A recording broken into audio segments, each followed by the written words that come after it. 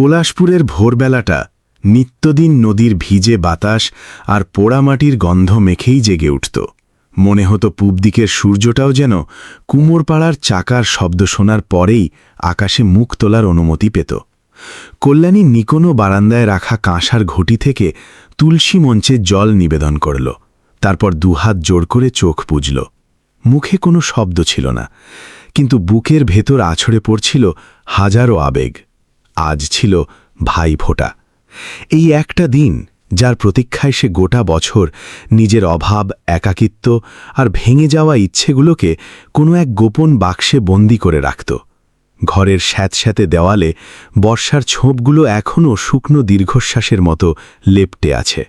ঘরের এক কোণে রাখা ছিল মাটি ছাঁচে ফেলার চাকাটা, যার গায়ে লেপ্টে থাকত কাঁচা মাটির প্রলেপ। কিন্তু কল্যাণীর কাছে ওই চাকাটা কোনো জাগ্রত দেবতার চেয়ে কম ছিল না। ওই চাকা ঘুরলেই হাঁড়িতে চাল ফুটত, ওই চাকা থেকেই ছেলে অপুর স্কুলের ফি জোগাড় হতো, আর কখনো কখনো ভাই বিক্রমের জন্য ছোটখাটো উপহার কেনা যেত। আজ চাকাটা স্থির, কিন্তু তার পাশে রাখা তুলি আর রঙগুলো যেন উৎসবের আমেজ মেখেছিল। কল্যাণী কাঠের পুরনো বাক্সটা পরম যত্নে খুলল। ভেতরে কোনো সোনাদানা ছিল না, শুধু কয়েকটা কড়ি, চন্দনের টুকরো, দুর্বা ঘাস আর একটা পুরনো পিতলের আংটি রাখা ছিল। ওই আংটিটা তার বাবা মারা যাওয়ার আগে তার হাতে দিয়ে বলেছিলেন, পরিবারের আসল জোর হলো সেই শিকড় যা কখনো টাকার অঙ্কে মাপা যায় না। কল্যাণী সেই আংটিটাই আজ ভাইফোঁটার থালায় যত্ন করে রাখল। তার বিশ্বাস ছিল বাবার এই আশীর্বাদ বিক্রমের কপাল ছুঁয়ে তাকে আজীবন রক্ষা করবে। অপু তখনও ঘুমে আচ্ছন্ন। ভোরের আলোয় ওর রুগ্ন মুখটা মায়াবী দেখাচ্ছিল। 11 বছরের ছেলে, কিন্তু চোখের দৃষ্টিতে বয়সের তুলনায় অনেক বেশি গাম্ভীর্য। বাবাকে সে জ্ঞান হবার আগেই হারিয়েছে, তাই মায়ের হাড় ভাঙা খাটুনি সে অক্ষর পরিচয়ের আগেই পড়তে শিখে গিয়েছিল। সে প্রায়শই প্রশ্ন করত, মা, মামা তো শহরে এত বড় লোক, তাহলে আমাদের বাড়ির ছাদ দিয়ে জল পড়ে কেন? কল্যাণী প্রতিবারেই ম্লান হাসত, কারণ শিশুদের নিষ্পাপ প্রশ্নের সামনে বড়দের তৈরি করা অজুহাতগুলো বড়ই বেমানান ঠেকত। আজ সে অপুর জন্য নীল রঙের একটা ফতুয়া বের করে রেখেছিল, যেটা ধুতে ধুতে তার আসল রং হারিয়ে প্রায় সাদাটে হয়ে গিয়েছিল। কাল রাতেই সেটা কেচে দড়িতে মেলে দিয়েছিল। সকালে ইস্ত্রি করার সামর্থ্য নেই বলে হাতের তালু দিয়ে ঘষে ঘষে ভাঁজ সোজা করেছিল। অপু চোখ খুলেই আগে মায়ের দিকে তাকালো, তারপর ফোঁটার থালার দিকে। তার চোখে একরাশ বিস্ময়, কিন্তু পরক্ষণেই সে শান্ত হয়ে গেল। হয়তো তার মনে পড়ে গিয়েছিল গতবার কলকাতা থেকে ফেরার পথে মা বাসে বসে একটা কথাও বলেনি, শুধু বারবার আঁচল দিয়ে চোখ মুছেছিল। মা, আজ আমরা সত্যি মামাবাড়ি যাব? অপু খুব সাবধানে জিজ্ঞেস করল, যেন জোরে বললে স্বপ্নটা ভেঙে যেতে পারে। কল্যাণী ওর মাথায় হাত বুলিয়ে সম্মতি জানাল। ভাইফোঁটার দিন বোন যদি ভাইয়ের দুয়ারে না যায়, তাহলে জমের দুয়ারে কাঁটা পড়বে কি করে? তার কণ্ঠে অপার স্নেহ ছিল, তবে বুকের গভীরে একটা চাপা আতঙ্কও ছিল। গত 4 বছর ধরে বিক্রম শুধু মানি অর্ডারে টাকা পাঠিয়েছে, কখনো নিজে থেকে আসার কথা বলেনি। তবুও কল্যাণী বিশ্বাস করত শহরের দূরত্ব ভাইয়ের ঠিকানাকে দূরে সরাতে পারে, মনকে নয়। বিক্রম তো এমন ছিল না। এই পলাশপুরের মেঠো পথেই সে খালি গায়ে ছুটে বেড়াত, ধুলোমাখা শরীর আর চোখে বড় মানুষ হওয়ার তীব্র আকাঙ্ক্ষা নিয়ে। বাবা চলে যাওয়ার পর গোটা সংসারের জোয়াল মা আর কল্যাণীর কাঁধে এসে পড়ে। কিন্তু বিক্রমের পড়াশোনায় কখনো আঁচ আসতে দেয়নি কল্যাণী। নিজে স্কুল ছেড়েছে, লোকের বাড়ি ধান ভেনেছে, হাটে মাটির প্রদীপ বিক্রি করেছে, আর রাত জেগে প্রদীপের আলোয় মাটির পুতুল গড়ার কাজ করেছে। সে বিক্রমকে পড়তে দেখত আর ভাবত, ভাই একদিন মানুষের মতো মানুষ হলে সব কষ্ট ঘুচে যাবে। বিক্রম যখন কলকাতার কলেজের সুযোগ পেল, তখন বাড়িতে আনন্দের চেয়ে উৎকণ্ঠাই বেশি ছিল। মেসের ভাড়া, বইপত্তর, খাওয়া দাওয়া এসবের জন্য কাঁচা টাকার দরকার, আর তাদের ঘরে পয়সা যেন পথভোলা পথিকের মতো আসত। তখন কল্যাণী মায়ের শেষ সম্বল রূপোর মলজোড়া বিক্রি করে দিয়েছিল। মা খুব কেঁদেছিলেন, কিন্তু কল্যাণী চোখের জল মুছে বলেছিল, গয়না বাক্সে থাকলে শুধু জং ধরে, ভাইয়ের কাজে লাগলে বংশের মুখ উজ্জ্বল হবে। সেদিন বিক্রম দিদির হাত ধরে শপথ করেছিল সে কোনোদিন দিদির মাথা নিচু হতে দেবে না। সময় বয়ে গেল, বিক্রম সত্যিই অনেক বড় হল। প্রথমে একটা কনস্ট্রাকশন কোম্পানিতে সুপারভাইজার হলো, তারপর পার্টনারশিপে গেল, তারপর নিজের রিয়েল এস্টেট কোম্পানি খুলল। কলকাতার বুকে বিক্রম এন্টারপ্রাইজের নাম রথী মহারথীদের ড্রয়িং রুম পর্যন্ত পৌঁছে গেল। কল্যাণী এসব খবর পেয়ে ঠাকুরের সামনে বাতাসা দিত। বিক্রম যখন প্রথমবার খবরের কাগজে নিজের ছবি ছাপা হওয়ার কাটিং পাঠিয়েছিল, সেটা সে লক্ষ্মীর ঝাঁপির নিচে সযত্নে রেখে দিয়েছিল। তার মনে হয়েছিল নিজের না পড়া বইগুলোর আক্ষেপ যেন ওই ছবির মধ্যেই সার্থক হয়ে গেছে। এর কিছুদিন পরই বিক্রমের বিয়ে হয় নন্দিনীর সাথে। নন্দিনী শহরের নামজাদা প্রমোটার রুদ্রপ্রতাপ রায়ের একমাত্র মেয়ে, উচ্চশিক্ষিতা, রূপবতী আর নিজের আভিজাত্য নিয়ে ঠিক ততটাই অহংকারী যতটা কোনো প্রাসাদের চূড়া তার উচ্চতা নিয়ে হয়। বিয়ের আসরে কল্যাণী প্রথমবার এমন এক জগৎ দেখেছিল যেখানে বাতাসেরও যেন একটা দাম আছে, আর আলোর রসনায় মানুষের চোখের চেয়েও বেশি কথা বলে। ভাইকে বরের সাজে দেখে তার বুকটা গর্বে ফুলে উঠেছিল, কিন্তু নন্দিনীর মা যখন তাকে ভিড়ের মধ্যে একেবারে পেছনের সারিতে বসিয়ে দিয়েছিল, তখন তার বুকের ভেতর একটা অদৃশ্য কাঁচ ভেঙে যাওয়ার শব্দ রয়েছিল। বিয়ের পর বিক্রমের যোগাযোগ কমতে শুরু করল। ফোনে কথা বলাটাও যেন রুটিন মাফিক হয়ে দাঁড়ালো। সে জিজ্ঞেস করত, সব ঠিকঠাক তো দিদি? আর কল্যাণী বলতো, হ্যাঁ রে, খুব ভালো আছি। এই একটা ডাহা মিথ্যের আড়ালে তার ভাঙা চাল, অপুর স্কুলের বকেয়া বেতন, মহাজনের ঋণ আর বিনিদ্রা রজনীগুলো চাপা পড়ে যেত। বিক্রম ব্যস্ত হয়ে পড়ল।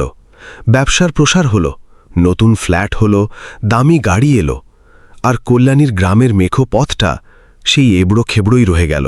তবুও যখন ভাইফোঁটা আসত, সে চন্দন ঘষতে বসতই। তার বিশ্বাস ছিল, সম্পর্কগুলো যদি চর্চা না করা হয় তবে সেগুলো মরচে ধরে নষ্ট হয়ে যায়।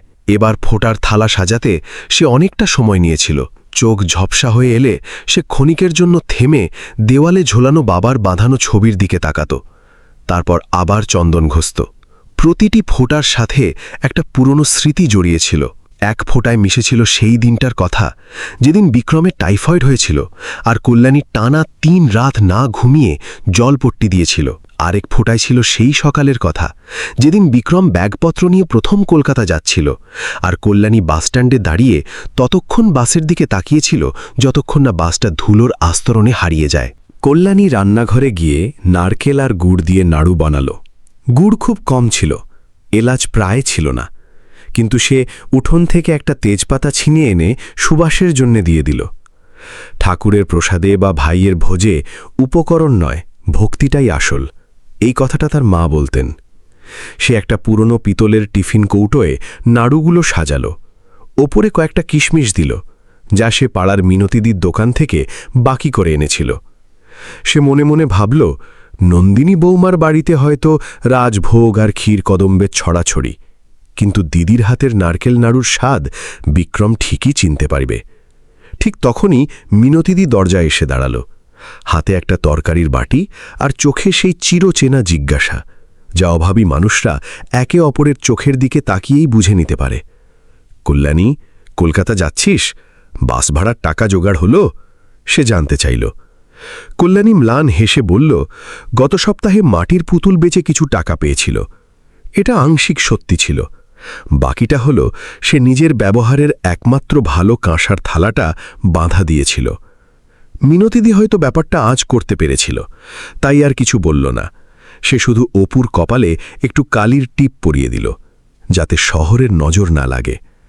অপু তৈরি হয়ে উঠোনে এলে তার চোখে শহর দেখার অদ্ভুত এক উন্মাদনা কাজ করছিল। সে মাকে জিজ্ঞেস করল, মামার বাড়িতে কি সত্যি লিফট আছে মা? কল্যাণী বলল, থাকবে হয়তো, তবে বাড়ির আসল বড়ত্ব তো লিফটে নয়, মানুষের মনের বিস্তারে। কথাটা বলে সে যেন নিজেকেই সান্ত্বনা দিল। সে নিজের একমাত্র ভালো তাঁতের শাড়িটা পরল, যার আঁচলের কাছে একটুখানি সেলাই করা ছিল। চুলে পরিপাটি করে চিরুনি চালালো। বাবার দেওয়া সেই পিতলের আংটি আর ফোঁটার সরঞ্জাম একটা কাপড়ের পুটলিতে বেঁধে নিল, ঠিক যেমন কোনো পূজারী তার পবিত্র গ্রন্থ সামলে রাখে। বাস রাস্তা পর্যন্ত হাঁটার পথটা রোদের তেজে তেতে উঠতে শুরু করেছিল। রাস্তার ধারের কাশফুলগুলো বাতাসে দুলছিল, কিন্তু কল্যাণীর মন তখন অন্য কোনো স্মৃতির আকাশে উঠছিল। পদে পদে তার মনে পড়ছিল ছোট্ট বিক্রম তার হাত ধরে কিভাবে এই পথ দিয়েই মেলায় যেত, আজ সেই ভাই শহরের কংক্রিটের জঙ্গলে এত উঁচুতে উঠে গেছে যে কল্যাণীর ভয় হচ্ছিল সে হয়তো নিচের দিকে তাকাতেই ভুলে গেছে। পরক্ষণেই সে মনকে প্রবোধ দিল, ভাই ফোটার দিন অমঙ্গল চিন্তা করতে নেই। বাস আসতেই ধুলোর ঝড় উঠল আর যাত্রীদের মধ্যে হুড়োহুড়ি পড়ে গেল। কল্যাণী অপুকে আংলে ধরে কোনো মতে বাসে উঠল। বসার জায়গা ছিল না, কিন্তু এক বৃদ্ধ অপুকে দেখে একটু সরে বসে তাকে জায়গা করে দিলেন।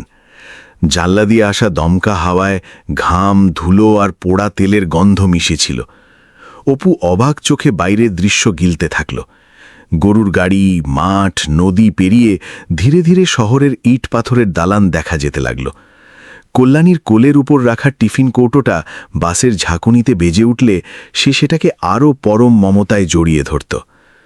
কলকাতার সীমানায় ঢুকতেই চারপাশের ছবিটা আমূল বদলে গেল। মাটির বাড়ির বদলে আকাশছোঁয়া বহুতল, ছোট মুদিখানার বদলে কাঁচের শপিং মল, আর সাইকেলের বদলে ঝাঁ চকচকে গাড়ির সারি। অপু বিস্ময়ে চোখ বড় করে জিজ্ঞেস করল, মা, মামা কি রোজ এত বড় বড় গাড়িতে চড়ে?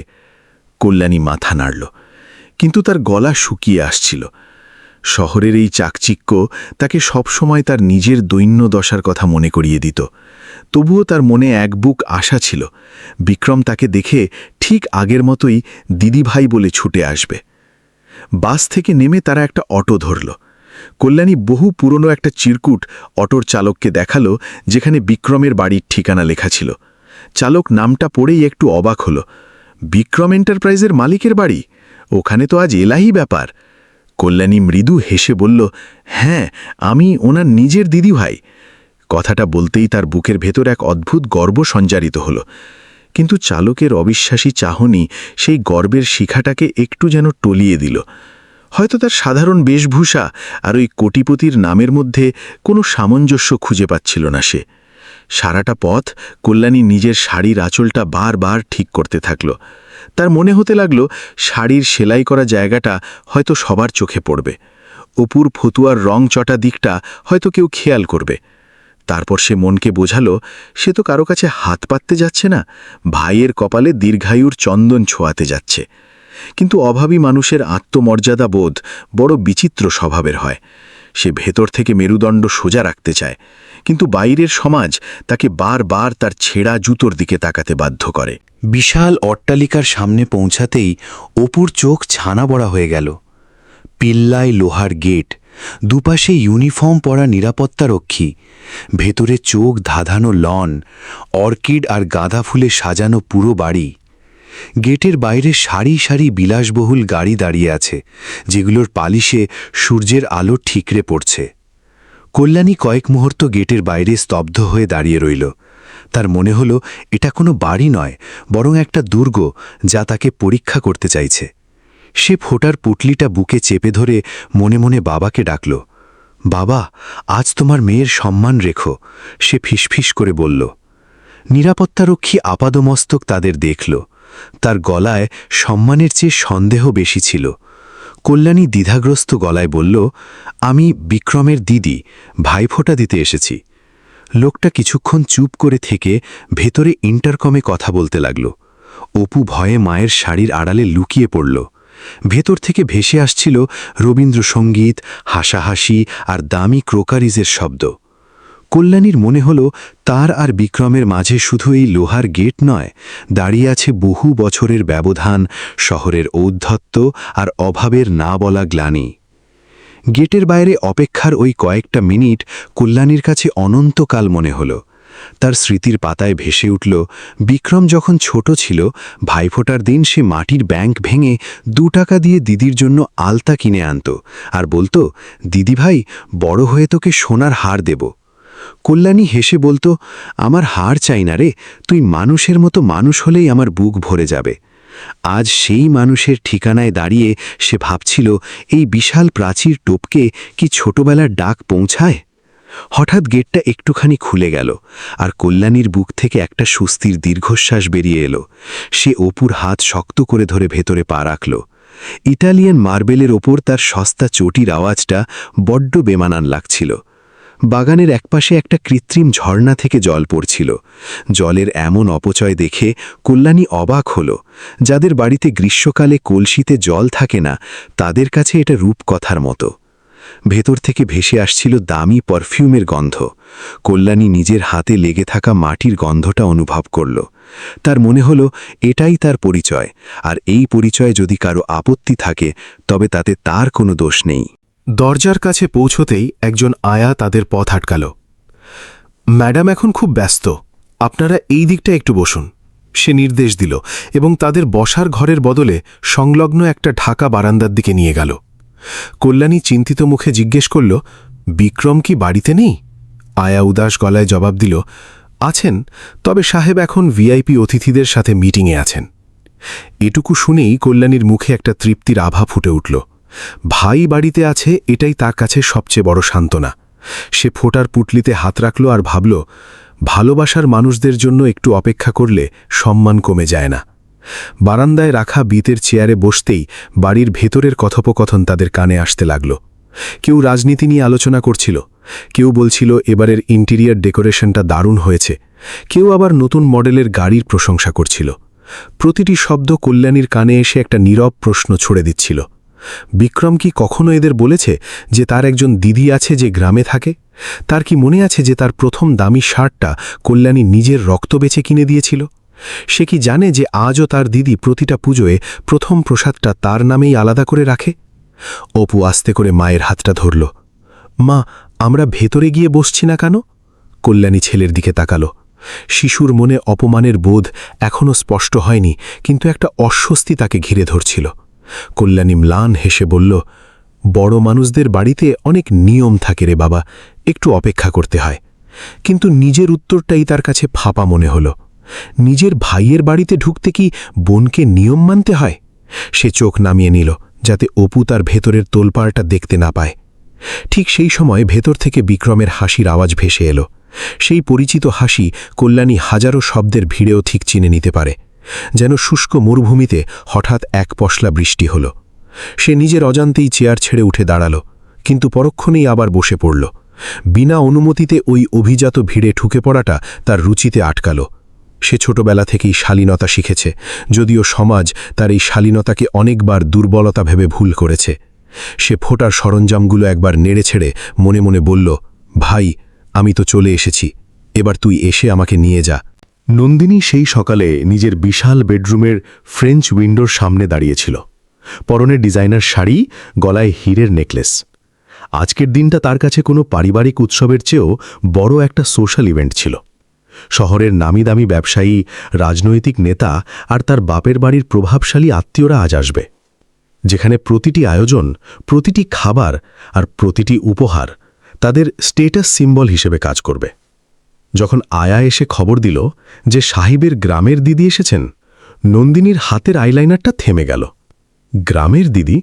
সে তীক্ষ্ণ আর বিরক্তিমাখা স্বরে বলল, যেন শব্দটা তার নিখুঁত মেকআপের ওপর এক ফোঁটা কালি ফেলে দিল।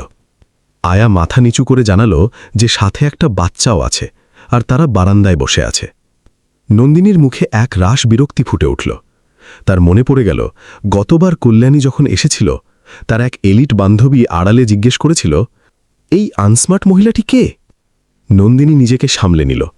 তার ধারণা ছিল উচ্চবিত্তের দেমাগ কেবল ব্যাংক ব্যালেন্স দিয়ে টেকে না, দরিদ্র পরিজনদের ছায়া থেকেও তাকে দূরে রাখতে হয়।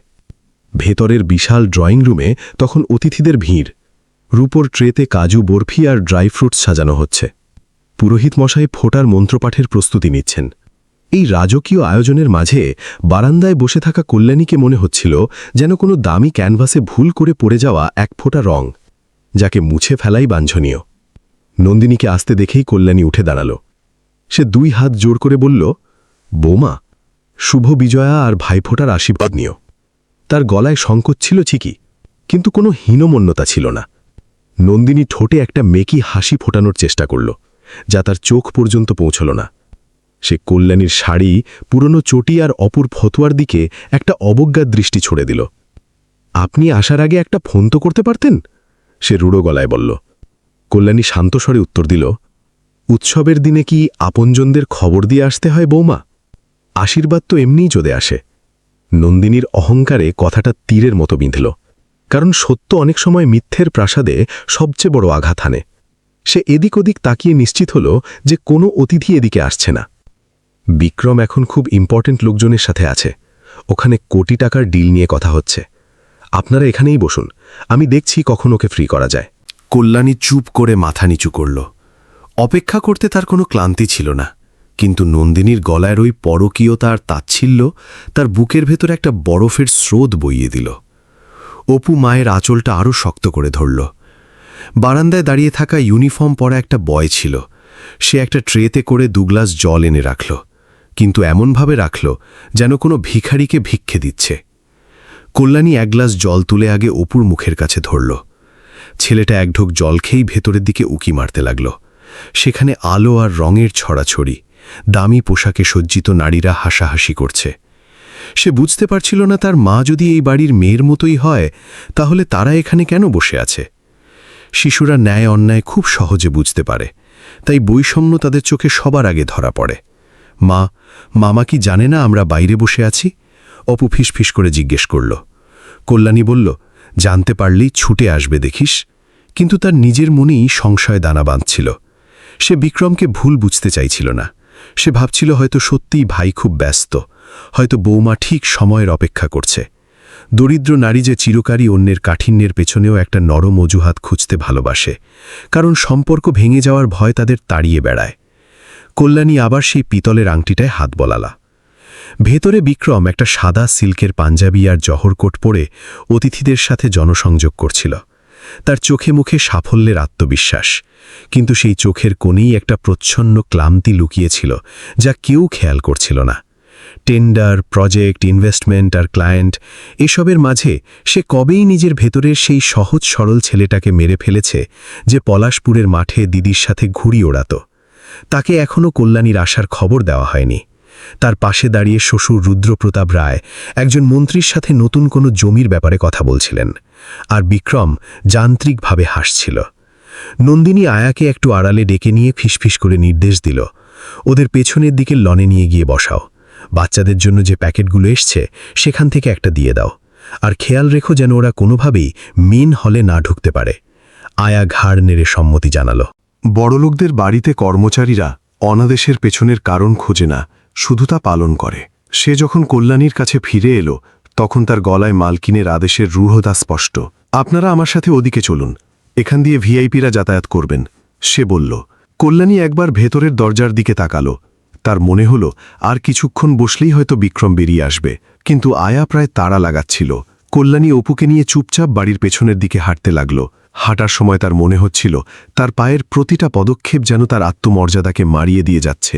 সে ভাবছিল, ভাইয়ের কপালে চন্দন ছোঁয়ানোর জন্য কি বোনকে বাড়ির পেছনের দরজায় অপেক্ষা করতে হয়, যেন সে কোনো অবাঞ্ছিত জঞ্জাল। পেছনের লনটাও বেশ বড় ছিল, কিন্তু সেটা ছিল বাড়ির কাজের লোকেদের রাজত্ব। সেখানে কেটারিংয়ের রান্নার গন্ধ, ইটো বাসনপত্র ধোয়ার শব্দ আর কর্মচারীদের চেঁচামেচি চলছিল। কল্যাণীকে একটা প্লাস্টিকের চেয়ারে বসিয়ে দেওয়া হলো।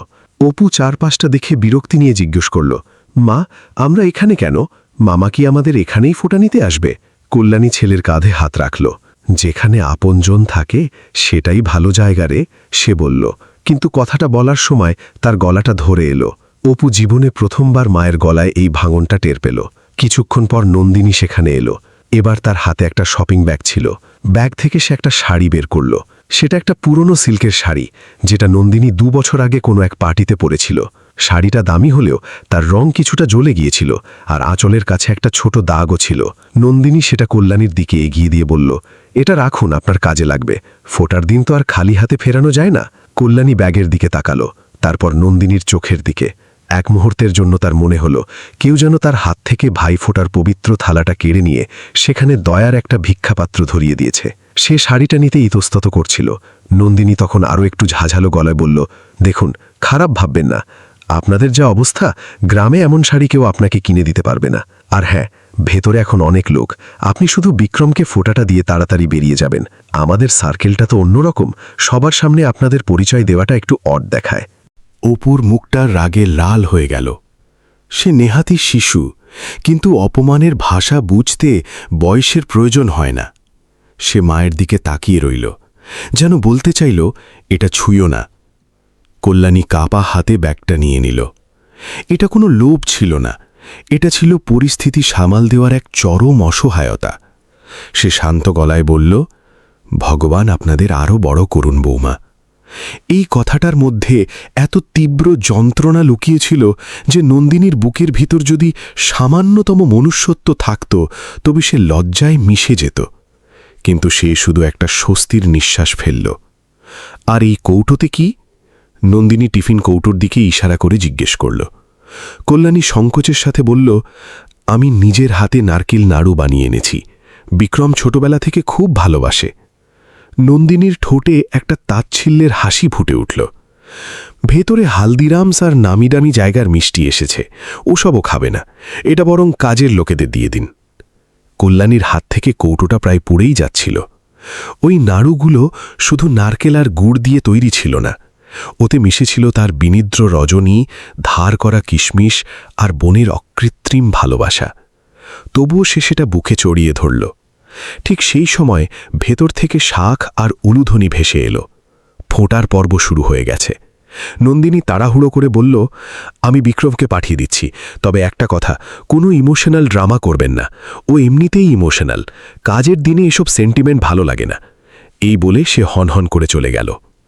কল্যাণী তার যাওয়ার পথের দিকে তাকিয়ে রইল, আর তার বুকের ভেতর এক বিশাল শূন্যতা তৈরি হল। তার মনে হল, অর্থ শুধু মানুষের বাড়িটাকেই বড় করে না, মনের পরিসরটাকে বড্ড ছোট করে দেয়। অপু আর চুপ থাকতে পারল না। মা, আমরা গরিব বলে বৌদিভাই আমাদের ঘেন্না করে, তাই না? তার কথাগুলো কল্যাণীর বুকের ভেতরের ক্ষতটাকে এক নিমেষে ছিন্ন ভিন্ন করে দিল। সে সঙ্গে সঙ্গে ছেলের মুখটা হাত দিয়ে চেপে ধরল, যেন সত্যি কথাটা বাতাসে ভাসলেও অপমান হয়ে ফিরে আসবে। ছি বাবা, ওসব বলতে নেই, সে ফিসফিস করে বলল। গরিব হওয়াটা তো কোনো অপরাধ নয়, কিন্তু কখনো কখনো মানুষের চোখের ওপর টাকার চশমা বসে যায়, তাই বলে আমাদের মন ছোট করলে চলবে না। কথাটা বলে সে যেন নিজেকেই সান্ত্বনা দিচ্ছিল। এদিকে মেইন হলে বিক্রমকে ফোঁটা দিচ্ছিল নন্দিনীর তুতো বোনেরা আর অভিজাত পরিবারের মেয়েরা। কেউ সোনার চেন দিল, কেউ ডায়মন্ডের ব্রেসলেট, কেউ দামি পারফিউম। ফটোগ্রাফার সমানে ছবি তুলে যাচ্ছিল। বিক্রম হাসি মুখে বসেছিল, কিন্তু হঠাৎ তার বুকের ভেতর একটা অদ্ভুত শূন্যতা কাজ করল। তার নিজের দিদির কথা মনে পড়ে গেল। সে নন্দিনীকে ইশারা করে কাছে ডাকল। দিদিভাই কি ফোন করেছিল? এবারও কি আসবে না? নন্দিনী এক মুহূর্ত থমকে গেল, তারপর সাবলীলভাবে মিথ্যে বলল, না তো, হয়তো গ্রামের কাজ নিয়েই ব্যস্ত। বিক্রমের মনটা একটু খারাপ হলো। সে জানত কল্যাণী কখনো এই দিনটা ভোলে না। সে পকেট থেকে ফোনটা বের করতে যাবে, ঠিক তখনই রুদ্রপ্রতাপ তাকে একজন ফরেন ইনভেস্টরের সাথে পরিচয় করিয়ে দিলেন। বিক্রম আবার ব্যবসার ঘূর্ণিপাকে হারিয়ে গেল। মানুষের করা সবচেয়ে বড় অন্যায় অনেক সময় ইচ্ছাকৃত হয় না, বরং পরিস্থিতি আর নীরবতার সুযোগ নিয়ে জন্ম নেয়।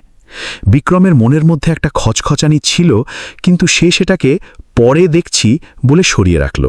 এই পরে শব্দটাই অনেক সম্পর্কের কফিনে শেষ পেরেক পুঁতে দেয়, যেখানে স্মৃতিগুলো বিনা বাক্য ব্যয় সমাধিস্থ হয়।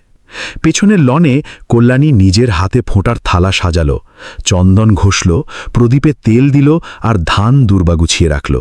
প্রদীপটা জ্বালাতেই বিকেলের বাতাসে শিখাটা কাঁপতে লাগল, কিন্তু নিবল না। সে সেটার দিকে তাকিয়ে ভাবল, তার জীবনটাও ঠিক এমনই, অভাবের ঝড়ে বারবার কাঁপে, কিন্তু কখনো নিভে যায় না। অপু ভয়ে ভয়ে জিজ্ঞেস করল, মা, মামা এলে তুমি কিন্তু কাঁদবে না, ঠিক আছে? কল্যাণী ম্লান হাসল, না রে পাগল, আজ তো আনন্দের দিন। কিন্তু তার নিজের চোখেই তখন জলের ধারা। বেশ কিছুক্ষণ পর একজন কর্মচারী এসে জানালো, সাহেব এখন আসতে পারবেন না, ম্যাডাম বলেছেন আপনাদের একটু অপেক্ষা করতে। কল্যাণী মাথা নাড়ল। সে সারা জীবন শুধু অপেক্ষাই করে এসেছে। সে পুতুল বিক্রির টাকার জন্য অপেক্ষা করেছে, ভাইয়ের চিঠির জন্য অপেক্ষা করেছে, কিন্তু আজকের অপেক্ষাটা বড্ড আলাদা, কারণ আজ তার ভালোবাসা আর আত্মসম্মান মুখোমুখি দাঁড়িয়ে তাকে প্রশ্ন করছে, এখানে তোমার আদৌ কোনো অধিকার অবশিষ্ট আছে কি? দুপুরের রোদ পেছনের লনে ছড়িয়ে পড়তে শুরু করল। কেটারিংয়ের লোকেরা খাওয়া দাওয়া সেরে বিশ্রাম নিচ্ছিল। ভেতরের দিক থেকে ভেসে আসছিল সানাইয়ের সুর। অপুর খুব খিদে পেয়েছিল, কিন্তু সে মাকে মুখ ফুটে বলতে পারছিল না। কল্যাণী সেটা বুঝতে পেরে টিফিন কৌটো থেকে একটা নাড়ু ভেঙে ছেলের মুখে দিল। ছেলেটা চিবোতে চিবোতে বলল, মামা এটা খেলে খুব খুশি হবে, তাই না মা? কল্যাণী মাথা নাড়ল ঠিকই, কিন্তু মনে মনে ভাবল সে কি আদৌ বিক্রমকে এটা খাওয়ানোর সুযোগ পাবে, নাকি তার হাতের তৈরি অমৃত চাকরদের এঁটো থালায় গিয়ে পড়বে। কিছুক্ষণ পর নন্দিনী আবার এলো। এবার তার মুখে চরম বিরক্তি। ভেতরে লাঞ্চ শুরু হয়ে গেছে, বিক্রম এখন কোনোভাবেই আসতে পারবে না। সে বলল, আপনারা বরং ফোটার জিনিসগুলো আমাকে দিয়ে দিন, আমি পরে ওকে ছুঁইয়ে দেব। এই কথাটা শোনার পর কল্যাণীর ভেতরের সহনশীলতার বাঁধটা প্রথমবারের মতো ভেঙে গেল। অপমানের চেয়েও প্রতিবাদটা বড় হয়ে উঠল। সে ফোটার থালাটা নিজের বুকের কাছে চেপে ধরে বলল, বৌমা, এই চন্দন আমি নিজের হাতে ঘষেছি, এটা আমি নিজের হাতেই ভাইয়ের কপালে পরাব। রাত হয়ে গেলেও আমি অপেক্ষা করব। তার গলায় কোনো রুক্ষতা ছিল না, কিন্তু মেরুদণ্ডটা একদম সোজা ছিল। নন্দিনী চোখ পাকিয়ে বলল, আপনাকে বুঝতে হবে সবকিছু সেন্টিমেন্ট দিয়ে চলে না। বিক্রম এখন একজন আইকন, তার সময়টা সবার জন্য অ্যাভেলেবল নয়। কল্যাণী স্থির দৃষ্টিতে তার চোখে চোখ রাখল। আমি ওর সময় চাইছি না বৌমা, আমি শুধু ভাই বোনের সেই পবিত্র মুহূর্তটুকু চাইছি যা ঈশ্বর আমাদের দিয়েছেন। এই কথাটা শুনে পাশে দাঁড়িয়ে থাকা এক বৃদ্ধ কর্মচারী আড়ালে চোখ মুছল, কিন্তু নন্দিনী এটাকে নিজের ইগোর উপর আঘাত হিসেবে নিল এবং রাগে গজগজ করতে করতে ভেতরে চলে গেল।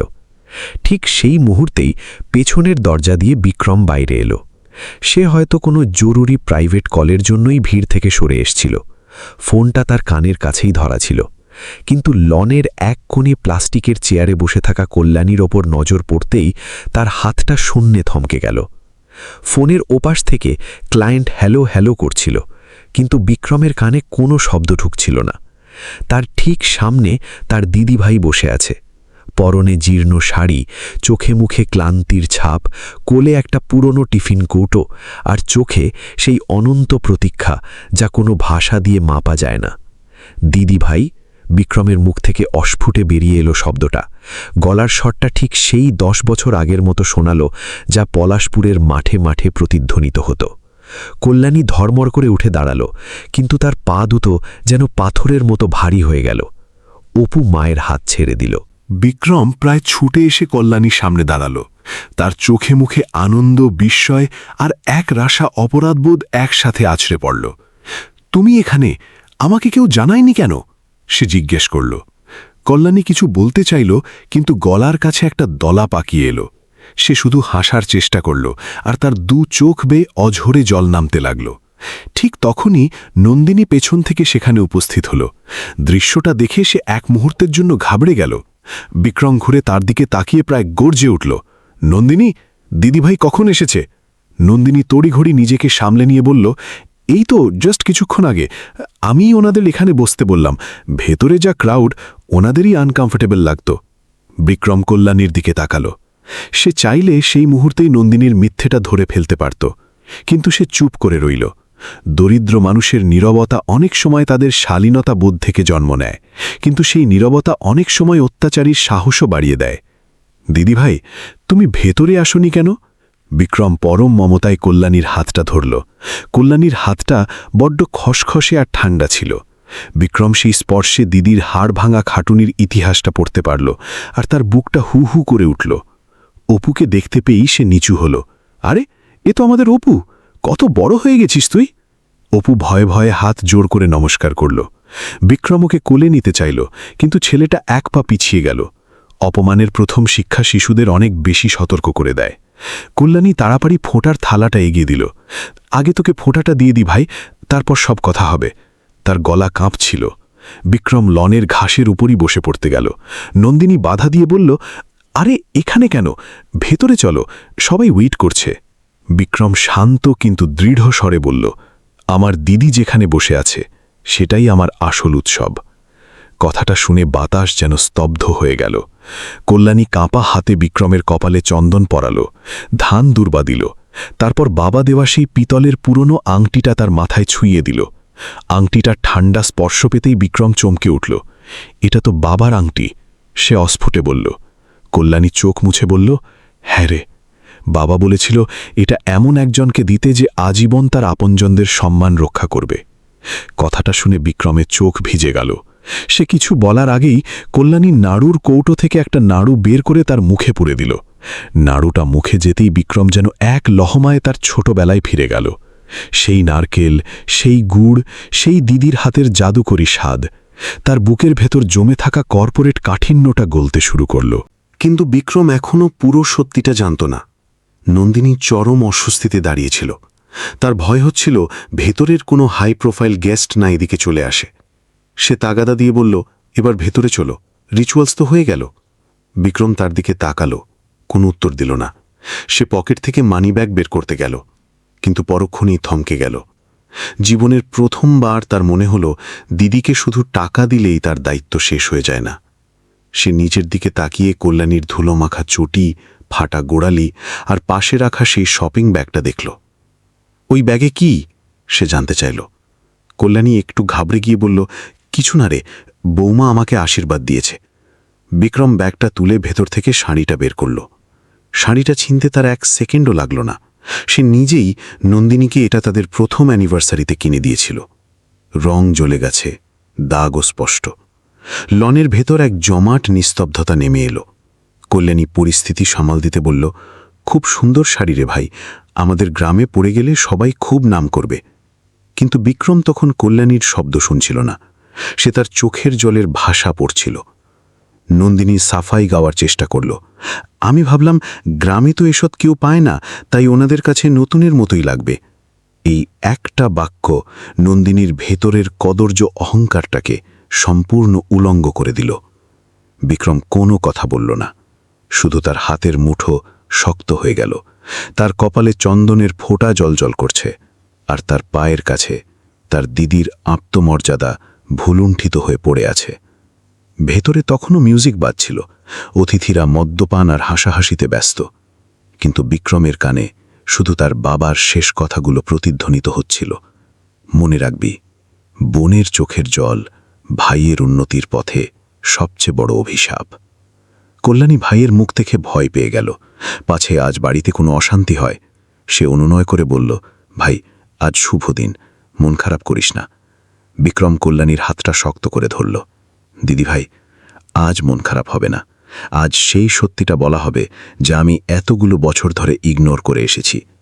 নন্দিনীর মুখটা ফ্যাকাশে হয়ে গেল।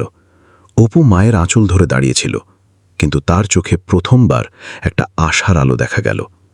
বিক্রম একবার ভেতরের সেই চকধাঁধানো হলের দিকে তাকালো, যেখানে তার বর্তমান সাফল্য দাঁড়িয়ে আছে, আর তারপর দিদির দিকে তাকালো, যেখানে তার শেকড় পোতা আছে। সেই মুহূর্তটায় সে উপলব্ধি করল, গাছ যতই আকাশ ছুঁতে চাক না কেন, শেকড় কেটে দিলে তার পতন অনিবার্য। বিক্রমের কয়েকটা কথা পেছনের লনের আবহাওয়াটা নিমেষে বদলে দিল। এতক্ষণ যে জায়গাটা কেটারিংয়ের ধোঁয়া, বাসনের শব্দ আর আয়ার দাপটে ভরা ছিল, সেটা হঠাৎ করে কোনো সুপ্রিম কোর্টের এজলাস হয়ে উঠল, যেখানে বিচারক কোনো মানুষ নয়, বিচারক ছিল কপালের চন্দন ফোঁটা। কল্যাণী ভাইয়ের হাতটা দুহাতে আঁকড়ে ধরল।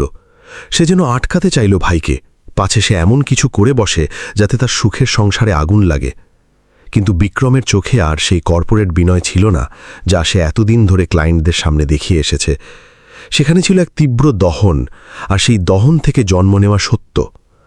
নন্দিনী নিজের গলা যতটা সম্ভব স্বাভাবিক রাখার চেষ্টা করে বলল, বিক্রম, তুমি সিন ক্রিয়েট করছো। আমি তো কোনো ইনসাল্ট করিনি। ফেস্টিভ্যালে জামাকাপড় দেওয়াটা কি অন্যায়? আর শাড়িটা একটু ইউজড হলেও অনেক কস্টলি। উনি গ্রামে পড়লে সবাই অ্যাপ্রিসিয়েট করবে।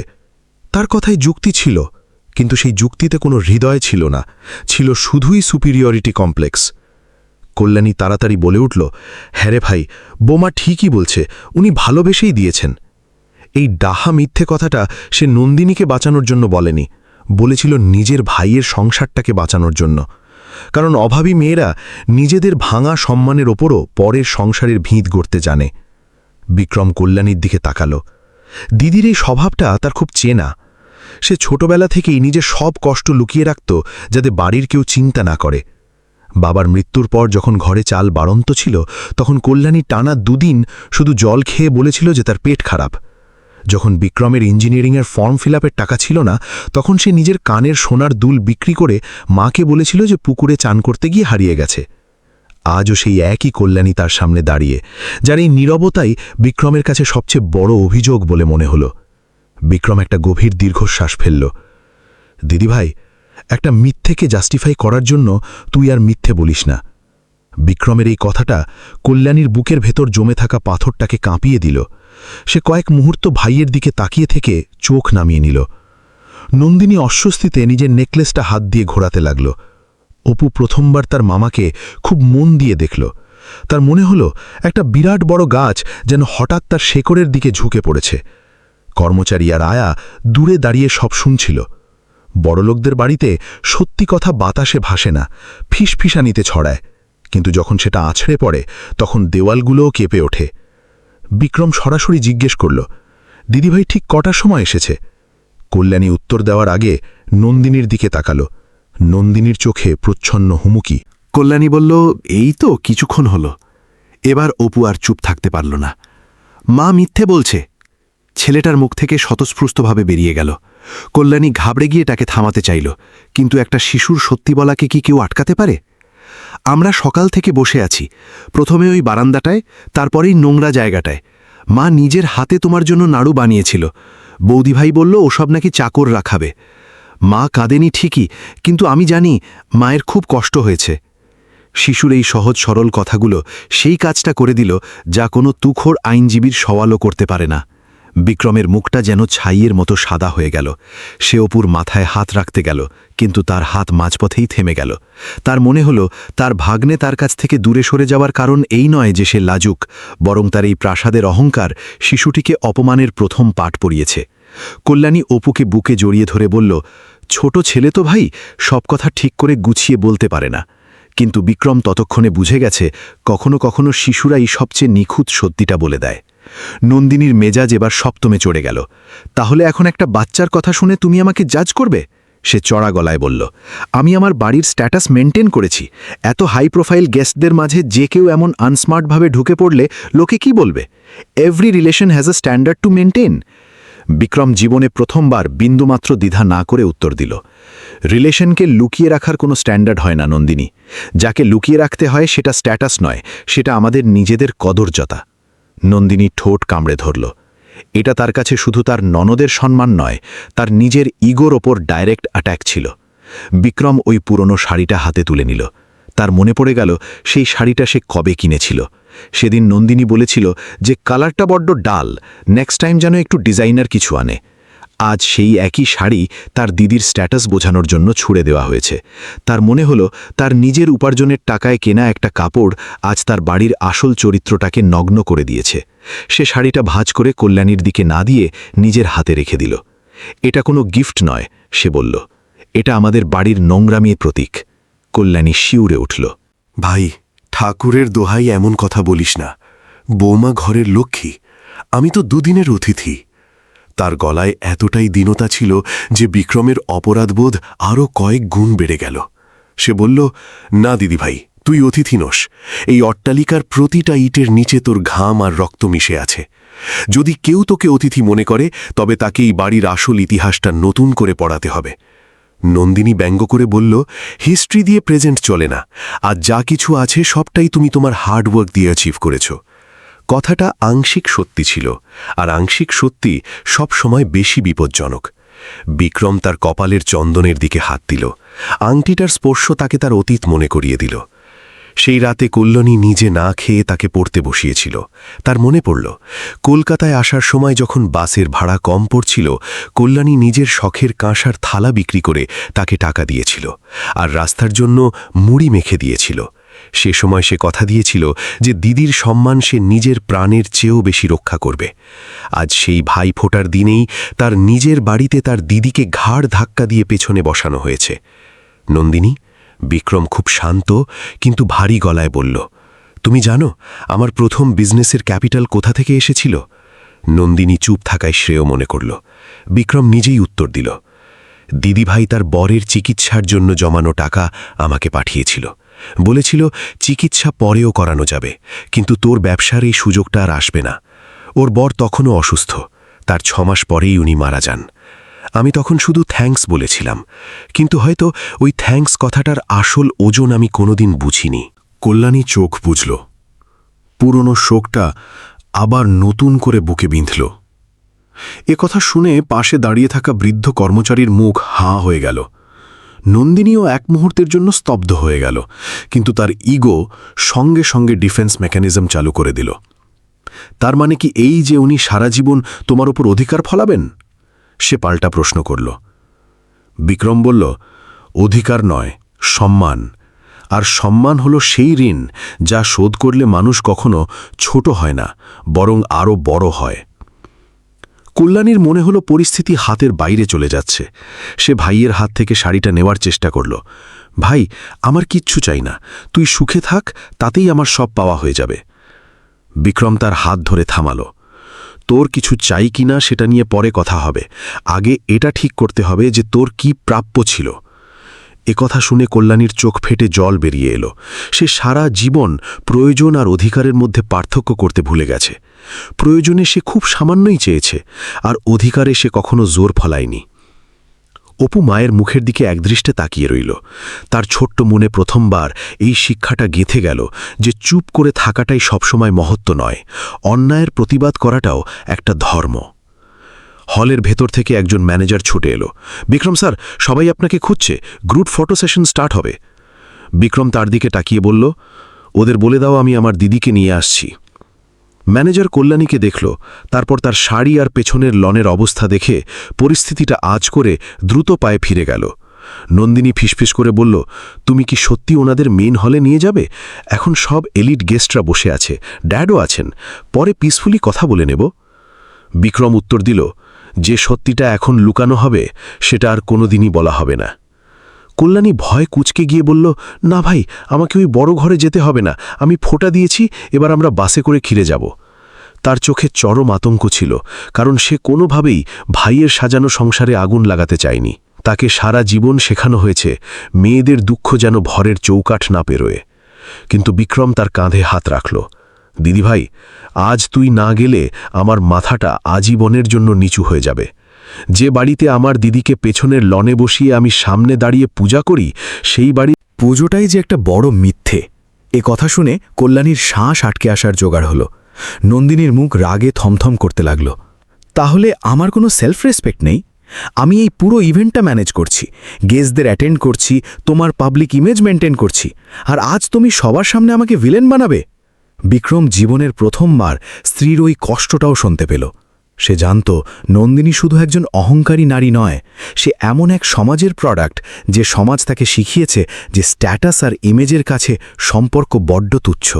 তবুও ভুলের কারণ কখনো ভুলকে জাস্টিফাই করতে পারে না। সে বলল, স্ট্যাটাস কখনো অন্যকে ছোট করে তৈরি হয় না। যদি আমার দিদির অপমান তোমার স্ট্যাটাসের শর্ত হয়, তবে আমাদের স্ট্যাটাসের ডেফিনিশনটা আজ পাল্টাতে হবে। কল্যাণী নন্দিনীর দিকে তাকালো। তার বৌমার প্রতি কোনো রাগ হল না, বরং করুণা হল। টাকার প্রাসাদে বন্দী মানুষগুলো কখনো কখনো বড্ড গরিব হয়, শুধু তাদের দারিদ্র্যটা দামি মোড়কে মরা থাকে। সে খুব নরম গলায় বলল, বৌমা, আমি সত্যি বলছি, আমার কিচ্ছু চাই না। আপনাদের বড় বাড়ি, বড় নিয়মকানুন, আমি পাড়াগাঁয়ের মুখ্য মেয়ে, হয়তো আমারই বুঝতে ভুল হয়েছে। এই কথাতেও গললেনি। তার মনে হলো কল্যাণী তার বিনয় দিয়ে তাকে আরও ছোট করছে। সে বলল, তাহলে চুপচাপ চলে যান, সেটাই সবার জন্য বেটার হবে। এই একটা বাক্য শুনে বিক্রমের ধৈর্যের শেষ সুতোটা ছিঁড়ে গেল। কেউ কোথাও যাবে না, সে বজ্রকণ্ঠে বলল। আজ আমার দিদিভাই এই বাড়ি থেকে মাথা উঁচু করে যাবে, আর তার আগে আমি ওই হলে গিয়ে সবাইকে জানাবো এই সাম্রাজ্য কার ত্যাগের ভিতের ওপর দাঁড়িয়ে আছে। সে অপুর হাসটা শক্ত করে ধরল, অন্য হাতে কল্যাণীর পুটলিটা তুলে নিল এবং মেন হলের দিকে পা বাড়াল। কল্যাণী তার পেছন পেছন এমনভাবে হাঁটছিল যেন সে কোনো যজ্ঞের আগুনে প্রবেশ করতে চলেছে। প্রতিটা পদক্ষেপে তার মন বলছিল, পালিয়ে যাও। কিন্তু ভাইয়ের হাতের মুঠোয় বহু বছর পর সে একটা হারানো ভরসা পাচ্ছিল। মেন হলে প্রবেশ করতেই চারপাশের গুঞ্জন হঠাৎ থেমে গেল। সবার দৃষ্টি প্রথমে বিক্রমের ওপর, তারপর তার সাথে আসা সাধারণ শাড়ি পরা এক মহিলা আর বাচ্চাটির ওপর গিয়ে আটকে গেল। কিছু মুখে কৌতূহল, কিছু মুখে চরম অস্বস্তি, কারোর কারোর চোখে এমন এক করুণা যা অপমানের চেয়ে কোনো অংশে কম নয়।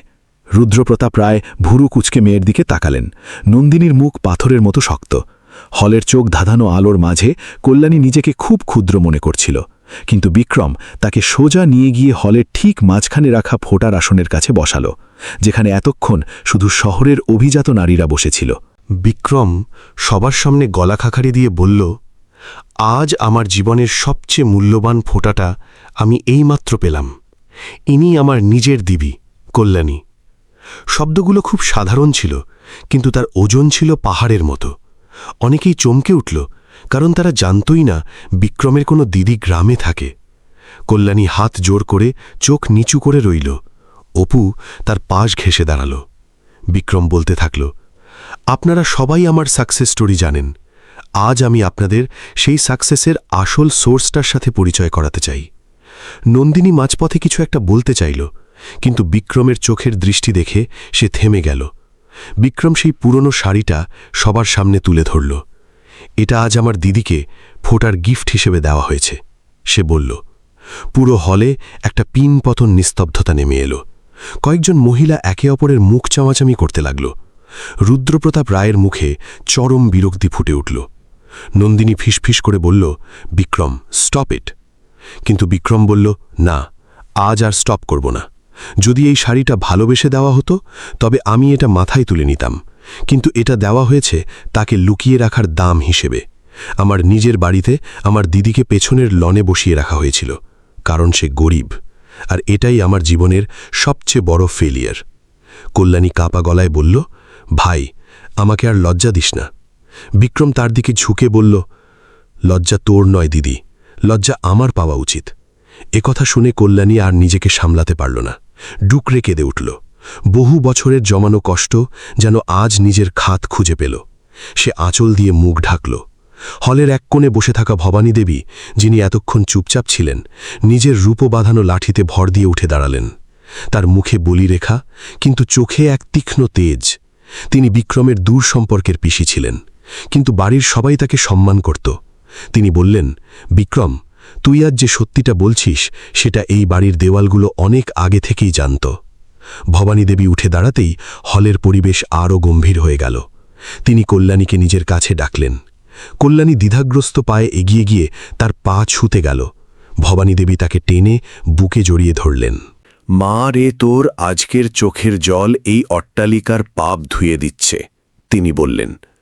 নন্দিনী প্রথমবার উপলব্ধি করল পরিস্থিতি তার কন্ট্রোলের বাইরে চলে গেছে। রুদ্রপ্রতাপ গলা খাঁকারি দিয়ে পরিবেশ হালকা করার চেষ্টা করলেন। আরে বিক্রম, ফ্যামিলি ম্যাটারটা ভেতরে সলভ করলেই পারতে, কিন্তু কেউ তার কথায় সায় দিল না। ভবানী দেবী বিক্রমের কপালের চন্দন আর আংটিটা দেখে চিনে ফেললেন। তার চোখও ভিজে গেল। তোর বাবা এই আংটিটা আমাকে দেখিয়েছিল, বলেছিল কল্যাণী এটা সেদিনই পরাবে যেদিন বিক্রম সত্যিই রক্ষা করার যোগ্য হবে। বাবা বিক্রম, রক্ষা শুধু বাইরের শত্রুর হাত থেকে করতে হয় না, অপমানের হাত থেকেও করতে হয়, আর কখনো কখনো নিজের ছাদের নিচেই সবচেয়ে বড় রক্ষাটা করতে হয়। বিক্রম মাথা নিচু করে রইল। নন্দিনী প্রথমবার তার দৃষ্টি কল্যাণীর দিক থেকে সরিয়ে নিল। কল্যাণীর বুকের ভেতর এক অদ্ভুত টানাপোড়ন চলছিল। একদিকে ভাইয়ের ভালোবাসা তাকে ভরসা দিচ্ছিল, অন্যদিকে এই ভরা মজলিসে অপমানের ভয় তাকে কুড়ে কুড়ে খাচ্ছিল। সে চাইত না নন্দিনী সবার সামনে ছোট হোক, কারণ একজন নারী অপমানের জ্বালা খুব ভালো করেই বোঝে। সে ভবানী দেবীকে বলল, পিসিমা, বৌমার হয়তো বুঝতে ভুল হয়েছে। এত বড় বাড়ি, এত দায়িত্ব, আমি মনে কোনো রাগ পুষে রাখিনি। ভবানী দেবী তার মাথায় হাত রাখলেন। এটাই তোর দারিদ্র্য নয় কল্যাণী, এটাই তোর আসল বড় লোকত্ব। কিন্তু ক্ষমার মানে এই নয় যে অন্যায়টাকে জাস্টিফাই করা হবে। বিক্রম অপুকে নিজের কাছে ডাকল। বাচ্চাটা গুটি গুটি পায়ে এগিয়ে এলো। বিক্রম তার চোখের দিকে তাকিয়ে বলল, আমাকে মাফ করবি? অপু কিছু বলল না। সে মায়ের দিকে তাকালো, যেন অনুমতি চাইছে। কল্যাণী ঘাড় নাড়ল। তখন অপু বলল, আপনি তো কিছু করেননি মামা, কিন্তু আপনার এই বাড়িটা আমার মাকে কাঁদিয়েছে। শিশুর এই কথাটা বিক্রমের বুকে তীরের মতো বিঁধল। সে বাচ্চাটাকে বুকে জড়িয়ে ধরল। আজ থেকে এই বাড়িটা তোরও, সে বলল। অপু জড়িয়ে ধরলেও একটু আড়ষ্ঠতা বজায় রাখল, কারণ বিশ্বাস ভাঙতে 1 সেকেন্ড লাগে, কিন্তু গড়তে একটা গোটা জীবন পেরিয়ে যায়। নন্দিনী তখনও মূর্তির মতো দাঁড়িয়েছিল, তার চোখে রাগ আর অপমানের এক অদ্ভুত মিশ্রণ। তার মনে হচ্ছিল সবাই মিলে তাকে কাঠগড়ায় দাঁড় করিয়েছে। সে আত্মরক্ষার সুরে বলল, আমি যা করেছি এই বাড়ির ইমেজের জন্যই করেছি। সবাই তো নিজের সোশ্যাল স্ট্যাটাস মেইনটেইন করে, এতে রং কি আছে? ভবানী দেবী তার দিকে তাকিয়ে বললেন, বৌমা, স্ট্যাটাস মেইনটেইন করায় কোনো ভুল নেই, কিন্তু মানুষকে স্ট্যাটাসের চেয়ে ছোট ভাবায় ভুল আছে। অর্থের আসল ধর্ম হল হাত খোলা রাখা, চোখ বন্ধ করা নয়। এ কথা শুনে হলের কিছু বয়স্ক মহিলা চুপচাপ মাথা নেড়ে সাই দিলেন। নন্দিনীর হাতের মুঠো শক্ত হয়ে গেল। বিক্রম ঘোষণা করল যে আবার নতুন করে ফোঁটা পর্ব হবে, এবং এবার প্রথম ফোঁটাটা কল্যাণীই দেবে। নন্দিনী কোনো প্রতিবাদ করল না, কিন্তু তার বুকের ভেতর অপমানের লাভা ফুটছিল। কল্যাণী থালাটা হাতে তুলে নিলে তার হাত কাঁপছিল। সে প্রদীপের শিখার দিকে তাকিয়ে মনে মনে বাবাকে স্মরণ করল। যখন সে বিক্রমের কপালে আবার চন্দন পরাল, তখন হলের জাঁকজমক সব ঝাপসা হয়ে গেল। শুধু বেঁচে রইল পলাশপুরের মাঠে ছুটে বেড়ানো এক ভাই আর তার দিদি। বিক্রম নিচু হয়ে কল্যাণীর পা ছুঁয়ে প্রণাম করল। এই দৃশ্য দেখে অনেকের চোখ ভিজে গেল। নন্দিনী মুখ ঘুরিয়ে নিল, কিন্তু ভবানী দেবীর কথাগুলো তার কানে প্রতিধ্বনিত হতে থাকল। ফোটার পর্ব মিটতেই বিক্রম কল্যাণীকে মিষ্টি খাওয়াতে বলল। কল্যাণী নিজের সেই পুরনো টিফিন কৌটোটা খুলল। ভেতরে কয়েকটা মাত্র নাড়ু বেঁচেছিল, কিন্তু তার সুবাস বিক্রমকে আবার তার শেকড়ে ফিরিয়ে নিয়ে গেল। সে সবার সামনে সেই নাড়ু খেল আর বলল, এর চেয়ে দামি মিষ্টি পৃথিবীতে আর তৈরি হয়নি।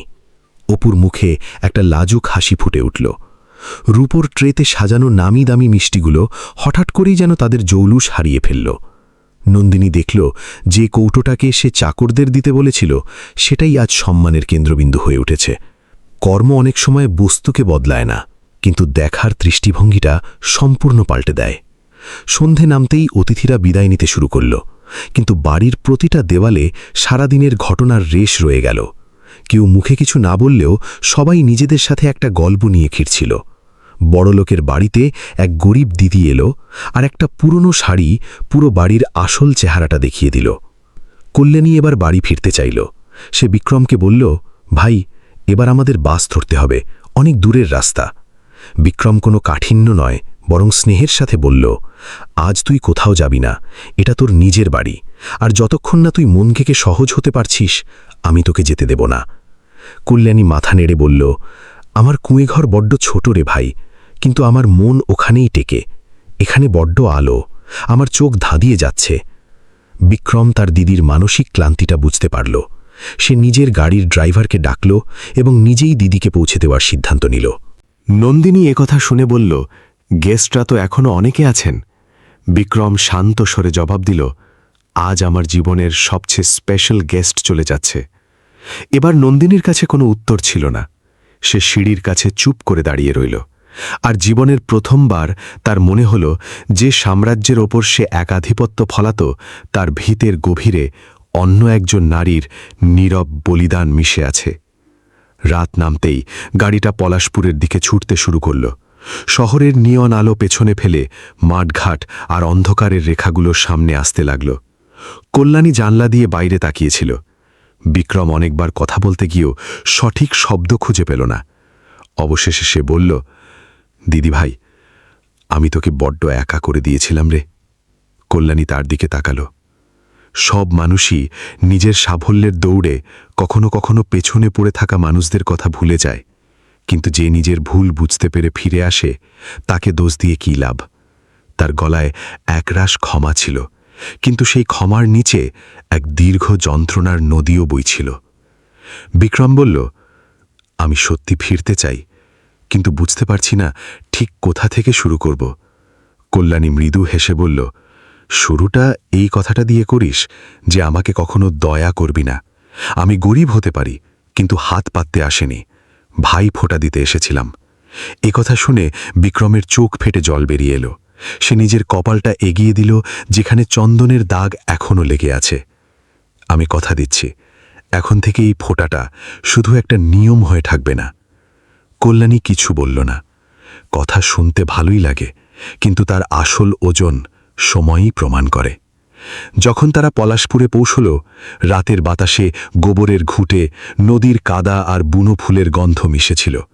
কল্যাণীর ছোট মাটির ঘরটা অন্ধকারেও কেমন যেন আপন আপন লাগছিল। অপু গাড়ি থেকে নেমেই একটা স্বস্তির নিঃশ্বাস ফেলল, যেন সে কোনো দমবন্ধ করা খাঁচা থেকে মুক্তি পেয়ে নিজের স্বাধীন আশ্রয়ে ফিরেছে। বিক্রম ঘরের ভেতর পা রাখল।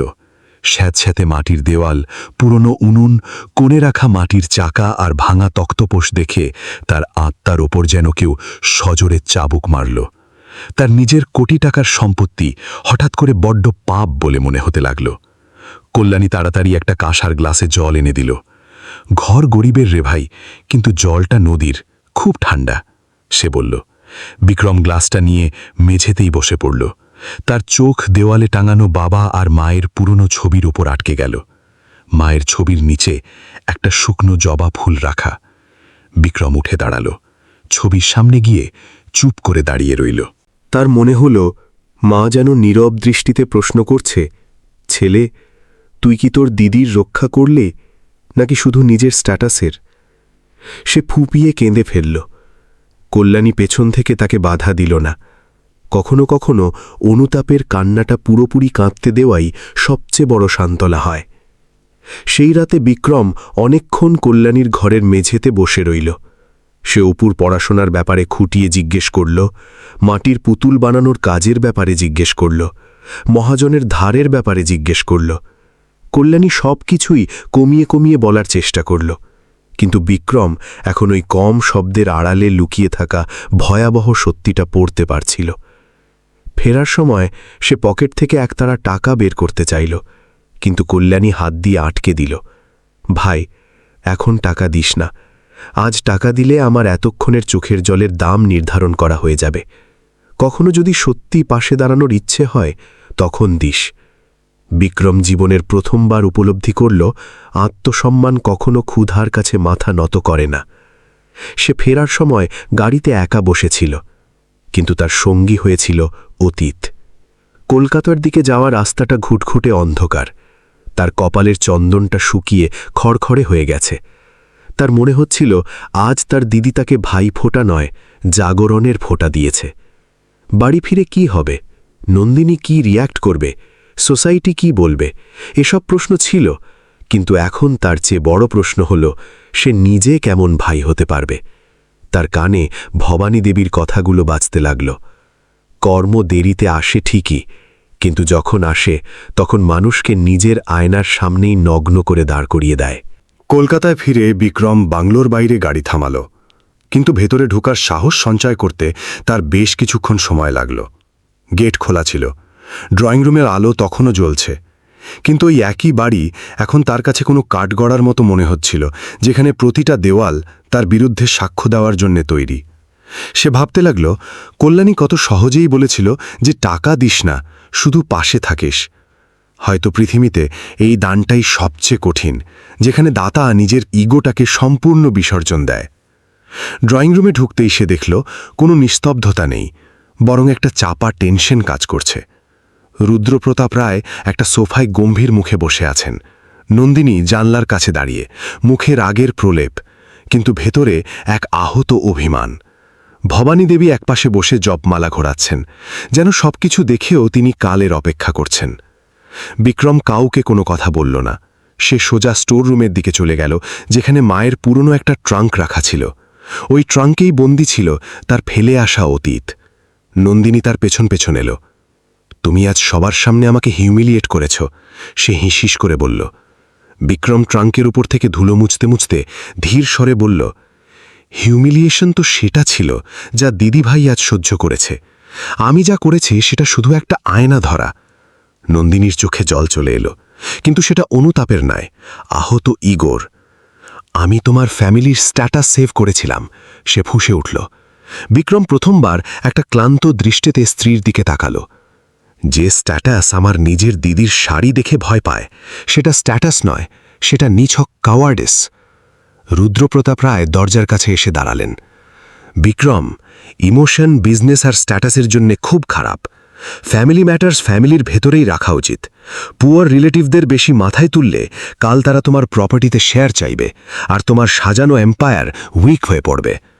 বিক্রম তার শ্বশুরের দিকে তাকালো। একসময় সেই লোকটার প্র্যাকটিক্যাল বুদ্ধিকে পুজো করত, কিন্তু আজ সেই একই প্র্যাকটিক্যালিটিকে তার বড্ড আত্মাহীন মনে হল। সে বলল, যদি আমার এম্পায়ার দিদির সম্মানের কাছে উইক হয়ে যায়, তবে বুঝবেন সেটা ভেতর থেকে আগে থেকেই ফাঁপা ছিল। ভবানী দেবী জপমালা ঘোরানো থামালেন। রুদ্রপ্রতাপ, অর্থ মানুষকে উঁচু চেয়ার দিতে পারে, কিন্তু উঁচু মন দিতে পারে না, তিনি বললেন। তুমি তোমার মেয়েকে লাক্সারি লাইফ দিয়েছ ঠিকই, কিন্তু এটা শেখাওনি যে ঘরের আসল ভিতটা কম্প্যাশন দিয়ে তৈরি হয়। বিক্রমের মা নিজে না খেয়েও অতিথিকে খাইয়েছে। কল্যাণী ওই ঘরেরই মেয়ে, ওর ভাগের খাবার খেয়ে এই ছেলে মানুষ হয়েছে, আর আজ ওকেই পেছনের লনে বসানো হলো। এটা শুধু ফ্যামিলির ব্যাপার নয়, এটা কার্মার ব্যাপার।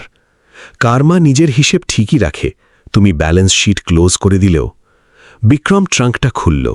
কর্পূর, পুরনো কাপড় আর ন্যাপথিলিনের একটা অদ্ভুত গন্ধ ঘরময় ছড়িয়ে পড়ল। একদম উপরে মায়ের একটা পুরনো তাঁতের শাড়ি রাখা, যার আঁচলে কল্যাণী নিজের হাতে ফুল তুলেছিল। তার নিচে একটা প্লাস্টিকের প্যাকেটে মোড়ানো কিছু চিঠি। সে প্রথম চিঠিটা খুলল। কাগজটা হলদেটে হয়ে গেছে, কিন্তু কল্যাণীর হাতের লেখা এখনও স্পষ্ট। তাতে লেখা ছিল যে বিক্রম যেন মেসের ভাড়া নিয়ে চিন্তা করে না, টাকা ঠিক সময় পৌঁছে যাবে। চিঠিতে কোথাও লেখা ছিল না যে সেই টাকাটা কল্যাণী নিজের মাটির চাকা বিক্রি করে জোগাড় করেছিল। মিথ্যে হলেও সেটা ছিল এমন একটা মিথ্যে যা কাউকে বাঁচানোর জন্য বলা হয়েছিল। দ্বিতীয় চিঠিতে মায়ের হাতের লেখা। মা ভবানী দেবীকে লিখেছিলেন যে কল্যাণী সারা রাত জেগে মাটির পুতুল বানায় আর সকালে লোকের বাড়ি কাজ করতে যায়। সে বিক্রমকে জানাতে বারণ করেছে, পাছে ছেলে কষ্ট পেয়ে পড়াশোনা ছেড়ে দেয়। চিঠিটা পড়তে পড়তে বিক্রমের চোখ ঝাপসা হয়ে গেল। তার মনে পড়ল কলেজে যখন বন্ধুরা আড্ডা মারত, সে গর্ব করে বলতো যে দিদি ঠিক সময় মানি অর্ডার করে দেয়।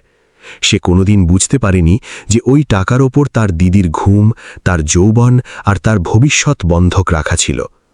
একটা ছোট কাপড়ের পুটলি বেরোল, তাতে কয়েকটা ভাঙা শাখা আর পলা রাখা। বিক্রম সেগুলো হাতের তালুতে নিতেই যেন অতীতের টুকরোগুলো তার চামড়া ভেদ করে বিঁধতে লাগল। ভবানী দেবী বললেন, এটা তোর মায়ের নয়, কল্যাণীর ছিল। ওর বিয়ের জন্য খুব ভালো একটা পাত্র এসেছিল, তারা কিছু গয়না চেয়েছিল। কল্যাণী সব বিক্রি করে দিয়ে বলেছিল যে বিয়ে পরে হবে, আগে বিক্রমের পড়াশোনা শেষ হোক। পাত্রপক্ষ ফিরে গেল। ও কাউকে দোষ দেয়নি, বলতো আমার ভাই বড় হলে আমার কপাল এমনি খুলবে। নন্দিনী এসব শুনছিল। তার মন এখনো পুরোপুরি গলেনি ঠিকই, কিন্তু বুকের ভেতর অপরাধবোধের একটা ক্ষীণ স্রোত বইতে শুরু করেছিল। তবে অহংকার সেই স্রোতটাকে আটকে রাখল। সে একটু নরম কিন্তু ডিফেন্সিভ গলায় বলল, প্রতিটা ফ্যামিলিতেই স্যাক্রিফাইস থাকে, তার মানে তো এই নয় যে সারা জীবন তার খেসারত দিতে হবে। ভবানী দেবী তার দিকে করুণার দৃষ্টিতে তাকালেন। বৌমা, ট্যাগের হিসেব ত্যাগই নিজে রাখে না, হিসেব রাখে ওপরওয়ালা। আর কখনো কখনো তিনি আমাদের নিজেদের ড্রয়িং রুমেই দাঁড় করিয়ে জিজ্ঞেস করেন যে যা পেয়েছ তার আসল মূল্য কি বুঝতে পেরেছ?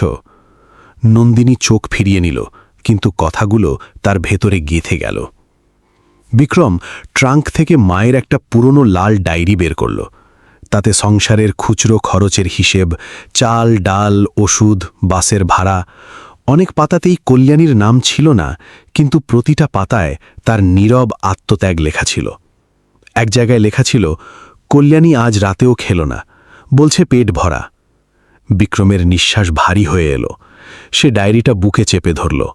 তার মনে হলো সে এতদিন ধরে যে সাফল্যের ইমারত নিয়ে গর্ব করে এসেছে, সেটা একা তার ছিল না। সে নিজের সাইনবোর্ডের নিচে লুকিয়ে থাকা দিদির অদৃশ্য সিগনেচারটা জীবনের প্রথমবার পড়তে পারছিল। সেই রাতে বিক্রম দু চোখের পাতা এক করতে পারল না। নন্দিনী অন্য ঘরে গিয়ে শুয়েছিল। পুরো বাড়িটা নিস্তব্ধ, কিন্তু বিক্রমের স্মৃতিরা জেগেছিল। তার মনে পড়ল ছোটবেলায় পরীক্ষার আগে কল্যাণী তাকে দই চিনি খাওয়াতো, বলতো যে ভয়ের পেট বড় হয়, কিন্তু সাহসের মুঠো তার চেয়েও বড়। সেই কল্যাণী আজ তার বাড়িতে গুটিসুটি মেরে বসেছিল, আর সে হলে হাসি মুখে পোজ দিচ্ছিল। এই গিল্ট তাকে কুড়ে কুড়ে খেতে লাগল। সে বারবার নিজের কপালের চন্দনের দাগটার দিকে তাকাচ্ছিল, যেন ওই ফোঁটা তাকে প্রশ্ন করছে যে রক্ষার প্রতিশ্রুতি কবে পূরণ হবে। সকাল হতেই বিক্রম আবার পলাশপুর যাওয়ার জন্য রেডি হল। নন্দিনী ড্রয়িং রুমে এসে জিজ্ঞেস করল, আবার যাচ্ছ? তার স্বরে রাগের চেয়ে ইনসিকিউরিটি বেশি ছিল। বিক্রম শান্তভাবে বলল, হ্যাঁ, দিদিভাইয়ের সাথে দেখা করতে হবে, ওর ডেইলি লাইফটা বুঝতে হবে, কেবল ফেস্টিভ্যালে উইশ করা নয়। নন্দিনী বলল, তুমি ব্যাপারটা আউট অফ প্রপোর্শন ব্লো করছো। বিক্রম উত্তর দিল, আমি অনেক বছর ধরে এটাকে ইগনোর করে এসেছি, এখন যা করছি হয়তো সেটাও এনাফ নয়। সে আর কথা না বাড়িয়ে বেরিয়ে গেল। নন্দিনী জানলা দিয়ে গাড়িটা চলে যাওয়া দেখল, আর তার ভেতরে প্রথমবারের মতো একটা তীব্র শূন্যতা গ্রাস করল। পলাশপুরে সকালের রুটিন শহরের চেয়ে একদম আলাদা। ঘড়ির কাঁটার চেয়ে মোরগের ডাক আর উনুনের ধোঁয়াই এখানে টাইম টেবিল ঠিক করে। কল্যাণী মাটির চাকার সামনে বসে পড়েছিল। তার চারপাশে ছড়িয়ে আছে কাঁচা মাটির তাল, রংবেরঙের পুতুল আর কিছু টেরাকটার গয়না।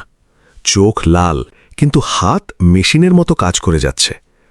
অপু বারান্দায় বসে অঙ্ক কষছিল। বিক্রম দরজায় এসে দাঁড়াল। তার মনে হল এই ছোট্ট ঘরে কেউ অভাবকেও ডিসিপ্লিন শিখিয়ে দিয়েছে। কল্যাণী ভাইকে দেখে চমকে উঠল। ভাই, তুই এত সকালে? বিক্রম ভেতরে ঢুকতে ঢুকতে বলল, দিদিভাই, আমি তোর সারাদিনের রুটিনটা দেখতে চাই। কল্যাণী হাসল, কিন্তু সেই হাসিতে ক্লান্তির ছাপ। আমার রুটিনে দেখার মতো কি আছে রে? মাটি ছানা, পুতুল গড়া, জল টানা, রান্না করা, তারপর আবার মাটি ছানা। বিক্রম বলল, হয়তো সেটাই দেখার মতো যা আমি কোনোদিন চোখ খুলেও দেখতে পাইনি। সে চুপচাপ একটা মোড়ায় বসে পড়ল। কল্যাণী খুব আনকমফর্টেবল ফিল করতে লাগল।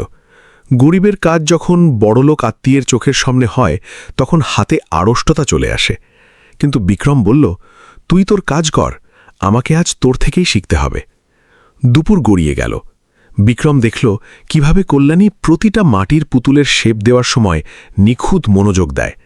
শহরের পাইকারি ব্যবসায়ীদের দালালরা আসত, জলের দরে দাম হাঁকত, কাজ তাড়াতাড়ি চাইত এবং যাওয়ার সময় এমন অ্যাটিটিউড দেখাত যেন তারা খুব দয়া করছে।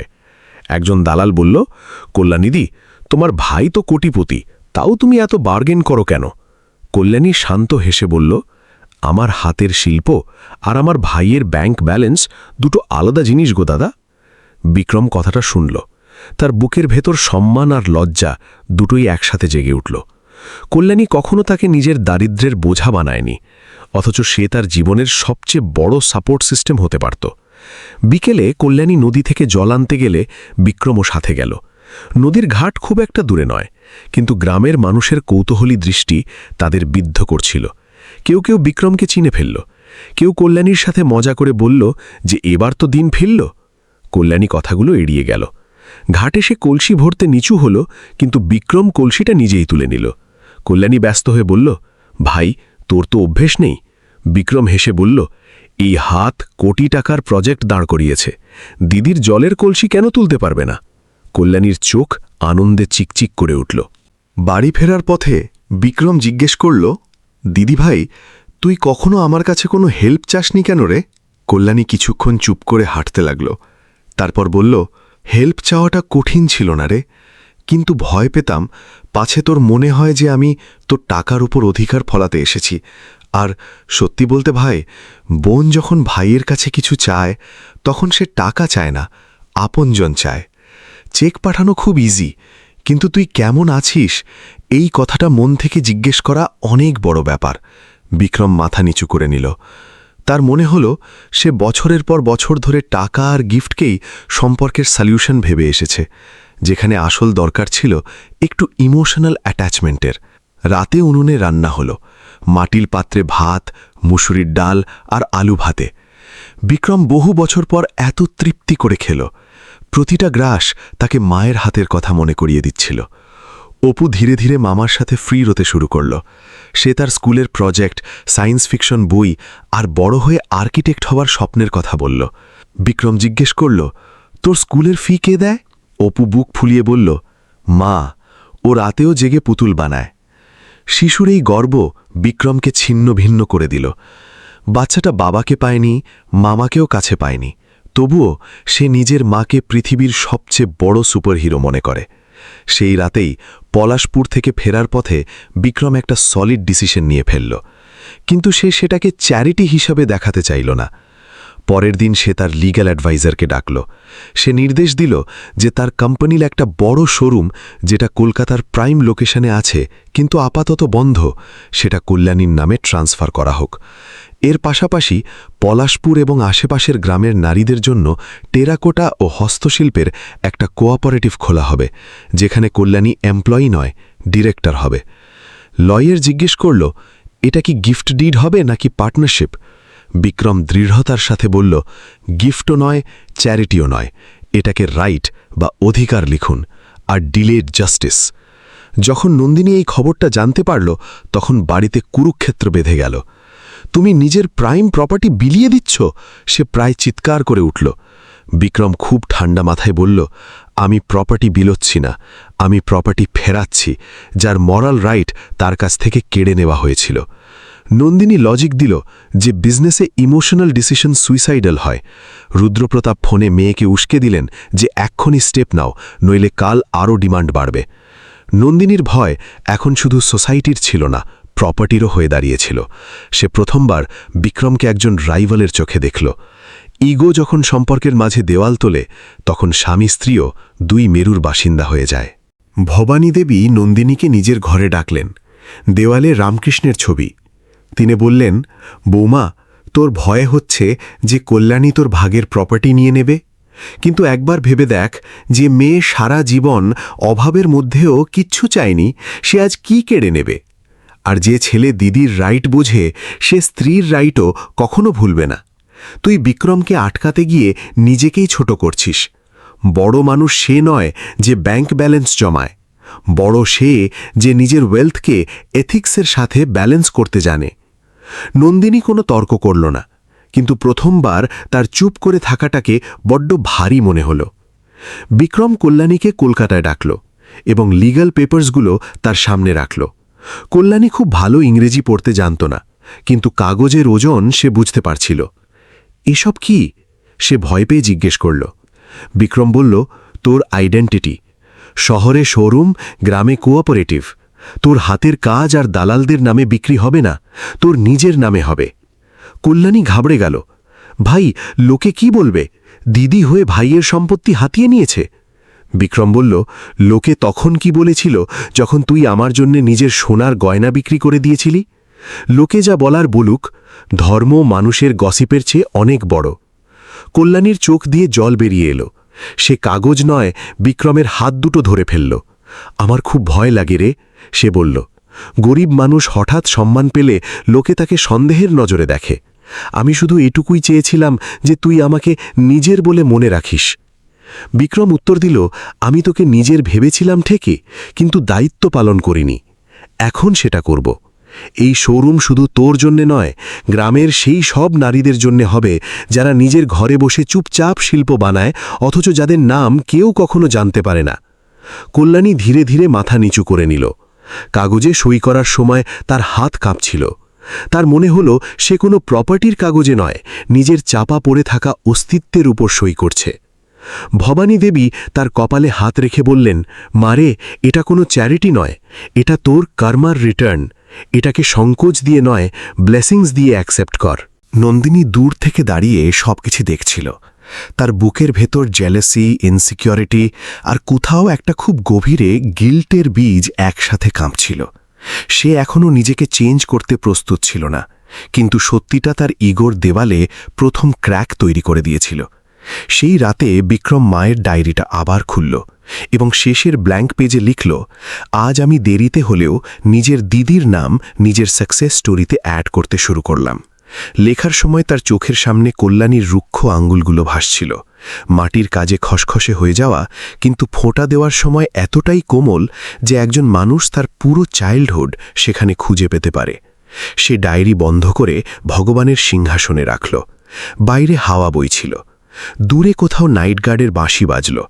তার মনে হলো মা যেন ওপর থেকে প্রথমবারের মতো তার ডিসিশনে নিশ্চিন্ত হয়ে আশীর্বাদ করছে। কলকাতার প্রাইম লোকেশনের সেই শোরুমটা, যা একসময় বিক্রমের রিয়েল এস্টেটের ডাম্পিং গ্রাউন্ড ছিল, কয়েক সপ্তাহের মধ্যেই নতুন প্রাণের স্পন্দনে সেজে উঠল। ইন্টেরিয়র পাল্টানো হলো, কাঁচের শোকেস, স্পটলাইট আর মাটির রঙের দেওয়াল। কল্যাণী যখন প্রথমবার সেখানে ঢুকল তখন দরজার কাছেই থমকে দাঁড়াল।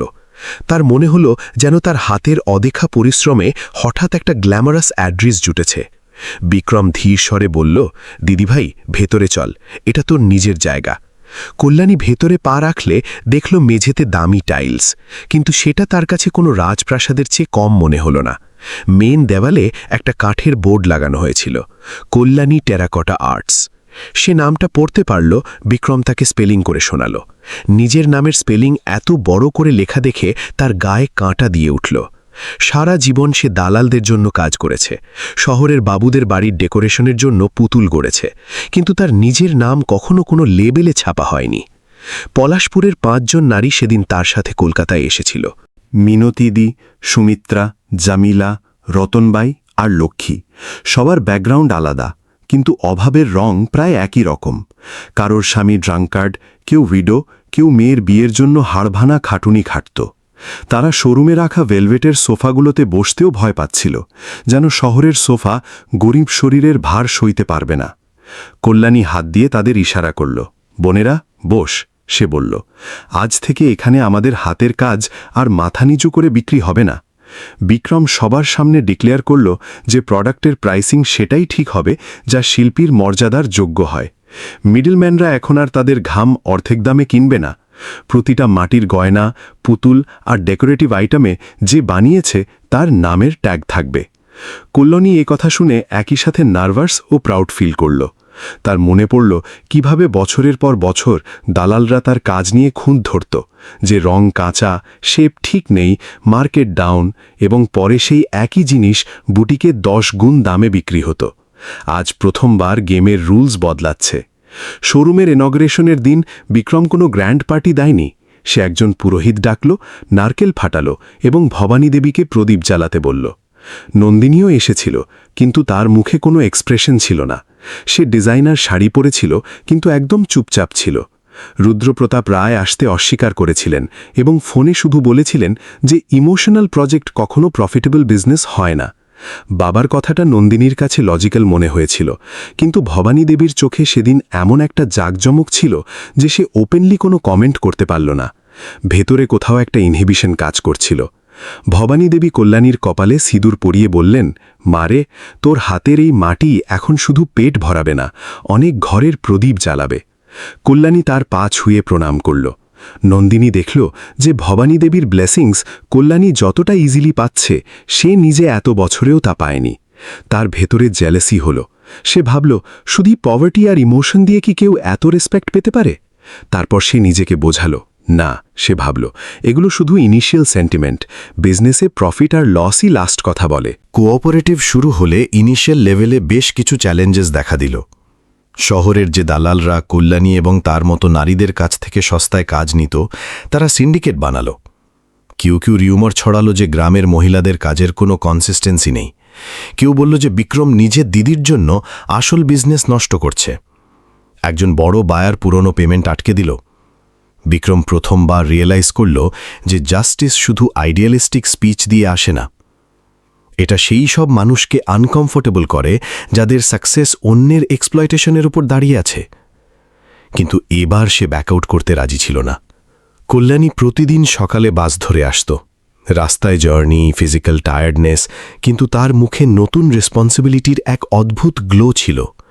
সে অন্যান্য মহিলাদের রঙের মিক্সিং শেখাত, ফিনিশিংয়ের ডিটেলস বোঝাত, আর সবচেয়ে বেশি করে ইন্সপায়ার করত যে নিজের কাজের প্রাইস বলার সময় যেন কেউ আই কন্ট্যাক্ট ব্রেক না করে।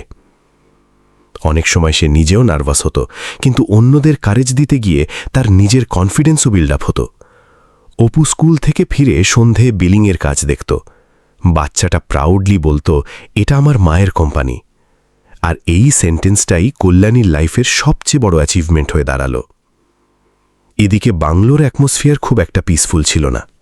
নন্দিনীর মনে হচ্ছিল বাড়ির ডাইনামিক্স বদলে যাচ্ছে। বিক্রম এখন প্রতিটা ডিসিশনে কল্যাণীর ওপিনিয়ন নিচ্ছিল। কোন ডিজাইন, কালার প্যালেট বেশি চলবে, ট্র্যাডিশনাল আর্টের সাথে মডার্ন ইন্টেরিয়রকে কিভাবে ব্লেন্ড করা যায়, মহিলাদের কিভাবে অ্যাডভান্স পেমেন্ট স্ট্রাকচার করা যায়।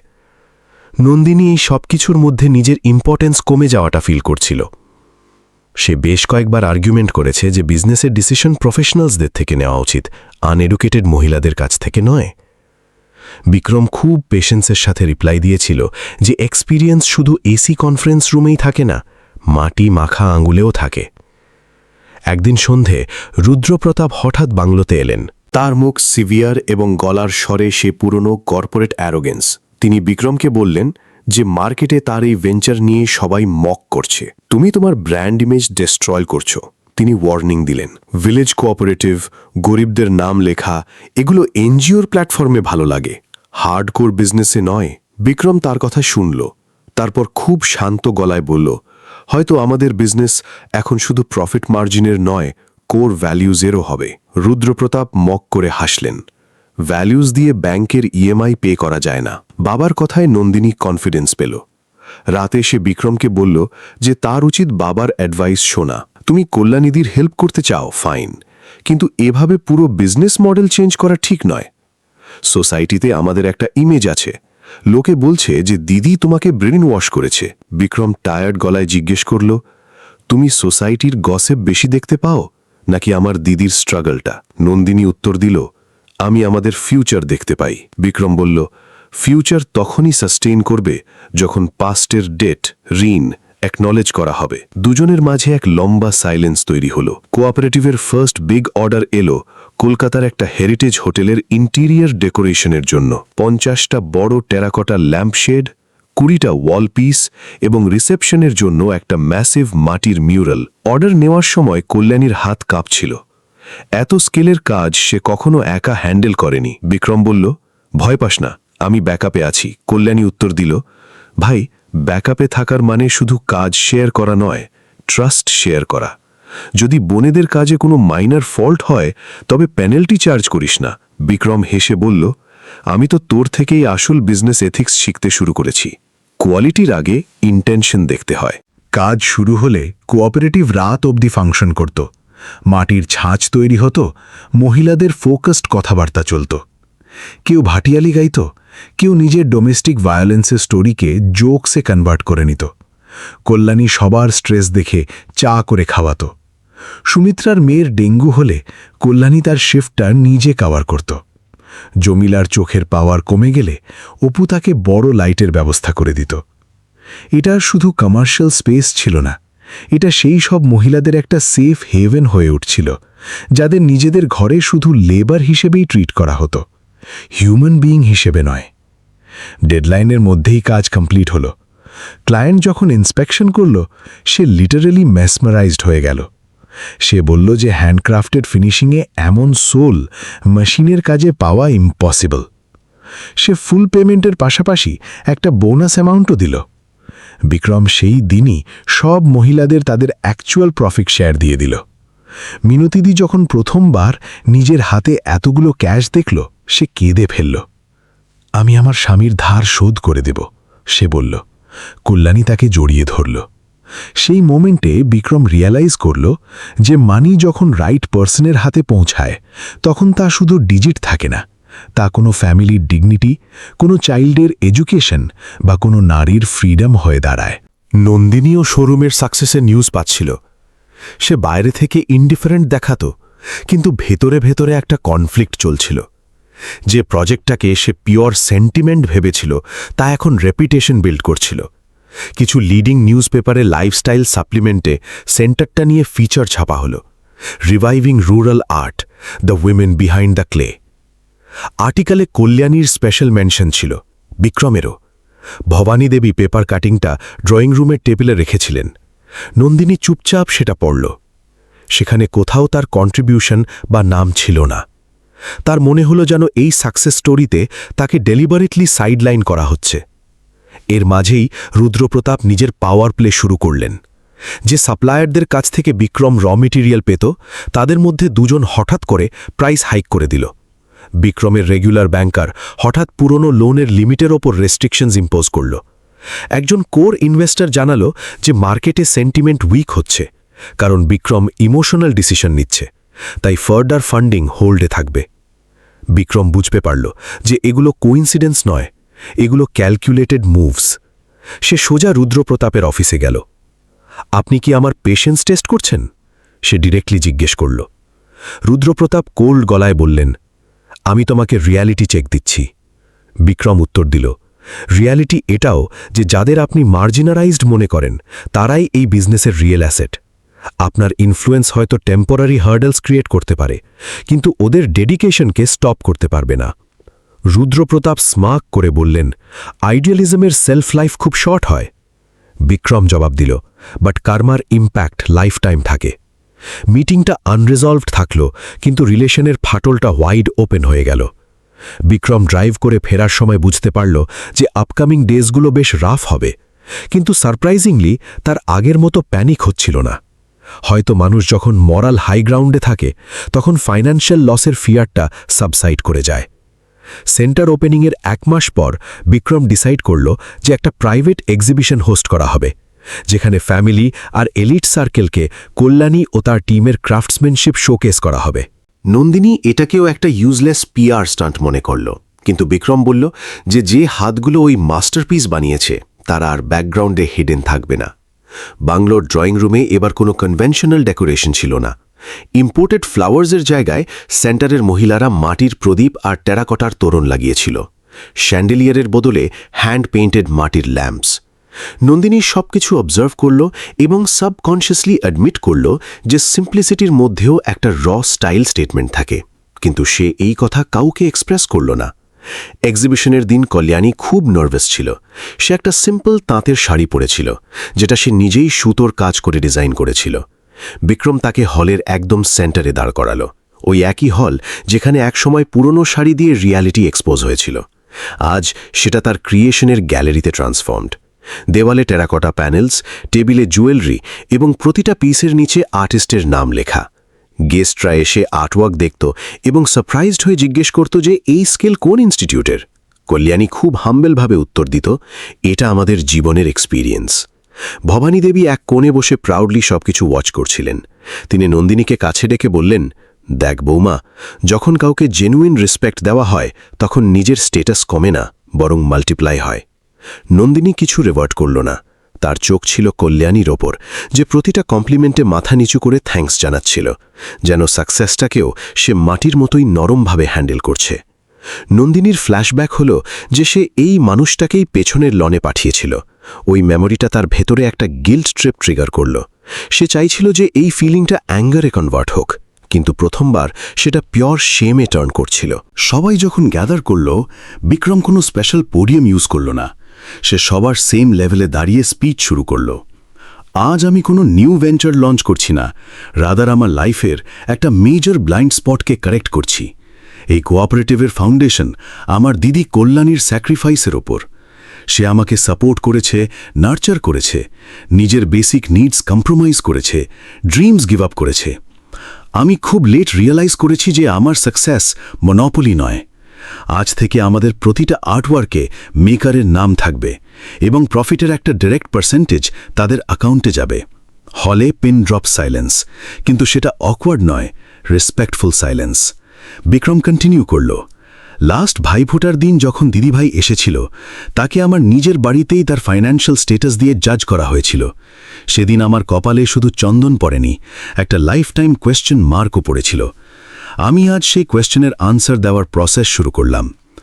সে সবার সামনে কল্যাণীকে কোঅপারেটিভের লিগ্যাল ডকুমেন্টস হ্যান্ডওভার করল। কল্যাণী ট্রেমলিং হ্যান্ডসে সেটা নিল। কয়েকজন স্পন্টেনিয়াসলি ক্ল্যাপ করতে শুরু করল। তারপর পুরো হল স্ট্যান্ডিং ওভেশন দিল। অপুর চোখে হিরোইক প্রাইড। নন্দিনী ক্ল্যাপ করল না, কিন্তু তার হাত দুটো ক্লাচ করা ছিল, যেন ভেতরের কোনো সাইকোলজিক্যাল ব্লক রিলিজ করা ট্রাই করছে। রুদ্রপ্রতাপ রায়ও প্রেজেন্ট ছিলেন, কারণ সোশ্যাল অব্লিগেশন স্কিপ করাটা তার ইমেজের এগেনস্টে যেত।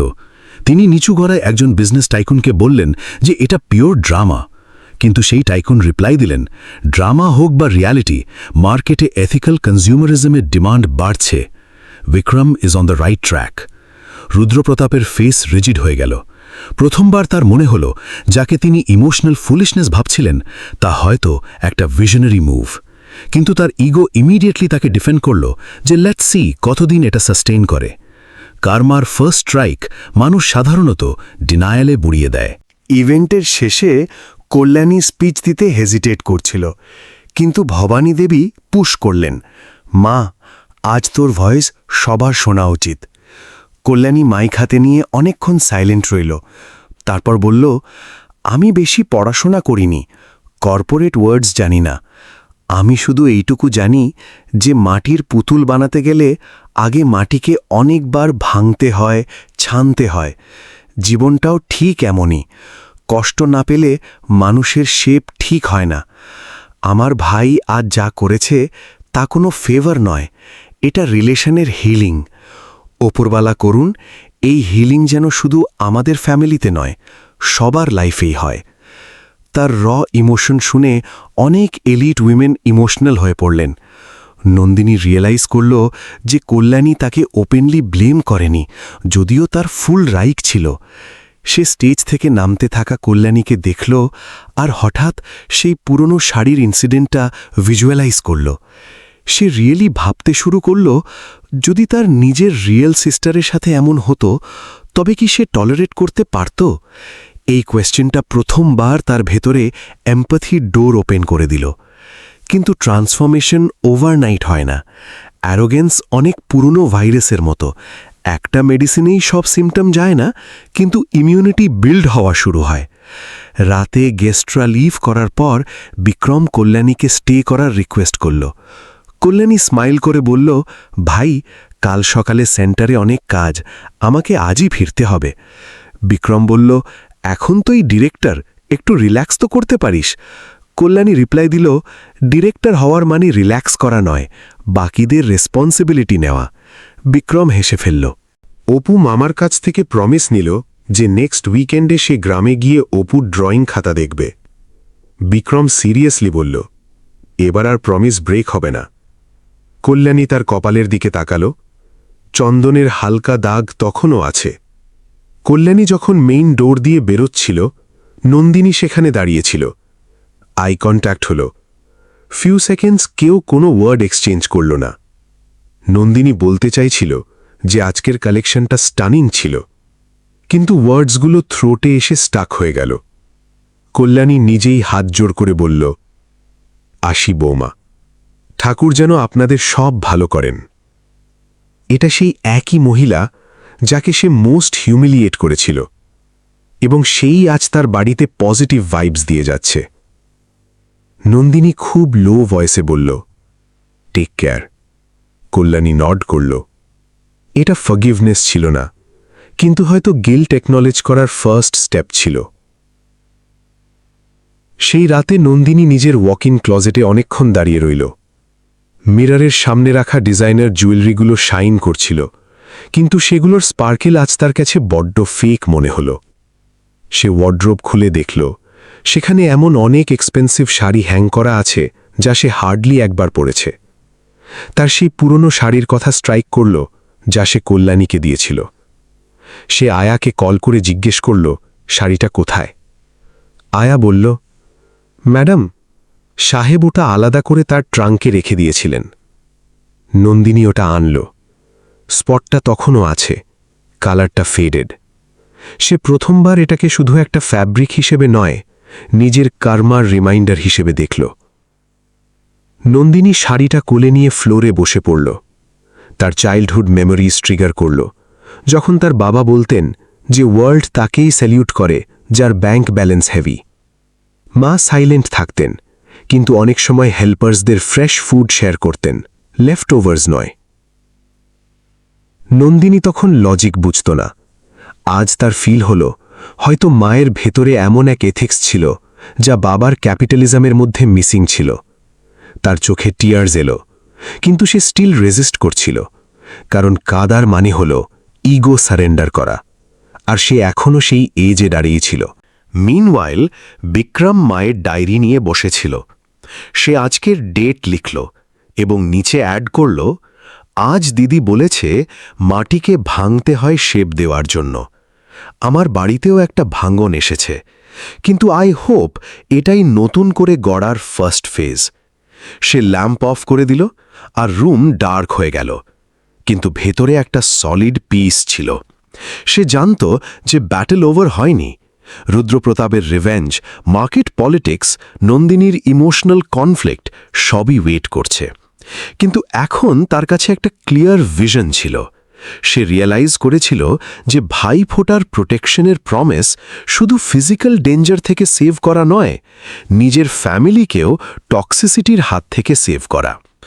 সেন্টারের সাকসেস যে রেসপেক্টের লাইট জ্বালিয়েছিল, তার শ্যাডোতে অনেক পলিটিক্স অ্যাক্টিভ হতে শুরু করল। কর্পোরেট সার্কেলের কিছু কম্পিটিটরস বিক্রমের সাথে ফেক স্মাইল এক্সচেঞ্জ করত, কিন্তু ব্যাকস্ট্যাবিংয়ের প্লট করত। রুদ্রপ্রতাপ ডিরেক্ট অ্যাটাক করেননি, কিন্তু তার নেটওয়ার্ক স্ট্রং ছিল। র মেটেরিয়াল সাপ্লাই ডিলে হতে লাগল, লজিস্টিক কস্ট আর্টিফিশিয়ালি বাড়িয়ে দেওয়া হলো, এবং যেসব প্রাইম ক্লায়েন্ট আগে বাল্ক অর্ডার দিয়েছিল তারা হঠাৎ করে রিভিউ করার এক্সকিউজ দিতে শুরু করল। বিক্রম সেন্স করতে পারছিল যে মরাল পাথ শুধু মোটিভেশনাল কোটস দিয়ে সার্ভাইভ করে না, এতে রিয়েল ওয়ার্ল্ড কনসিকুয়েন্সেস থাকে এবং অনেক হার্ডলস ক্লোজ সার্কেল থেকেই আসে। কল্যাণী এই চেঞ্জটা সবার আগে কারিগরদের ফেস এক্সপ্রেশনে রিড করতে পারল। মিনতিদি কনসার্নড হয়ে জিজ্ঞেস করত, দিদিভাই, মাটি যদি টাইম মতো না আসে তাহলে আমাদের পেমেন্টও তো হোল্ড হয়ে যাবে, তাই না? জমিলার ফেসে প্যানিক ছিল, কারণ তার হাজব্যান্ডের ডায়ালিসিসের এক্সপেন্স বেড়ে গিয়েছিল। লক্ষ্মীর মেয়ের অ্যাডমিশন ফিজ ডিউ ছিল। লক্ষ্মী সবাইকে অ্যাসিওরেন্স দিত, কিন্তু রাতে যখন সে লেজার বুক ওপেন করত তখন রেভিনিউ গ্রাফটাকে তার ড্রাই রিভার বেডের মতো মনে হতো।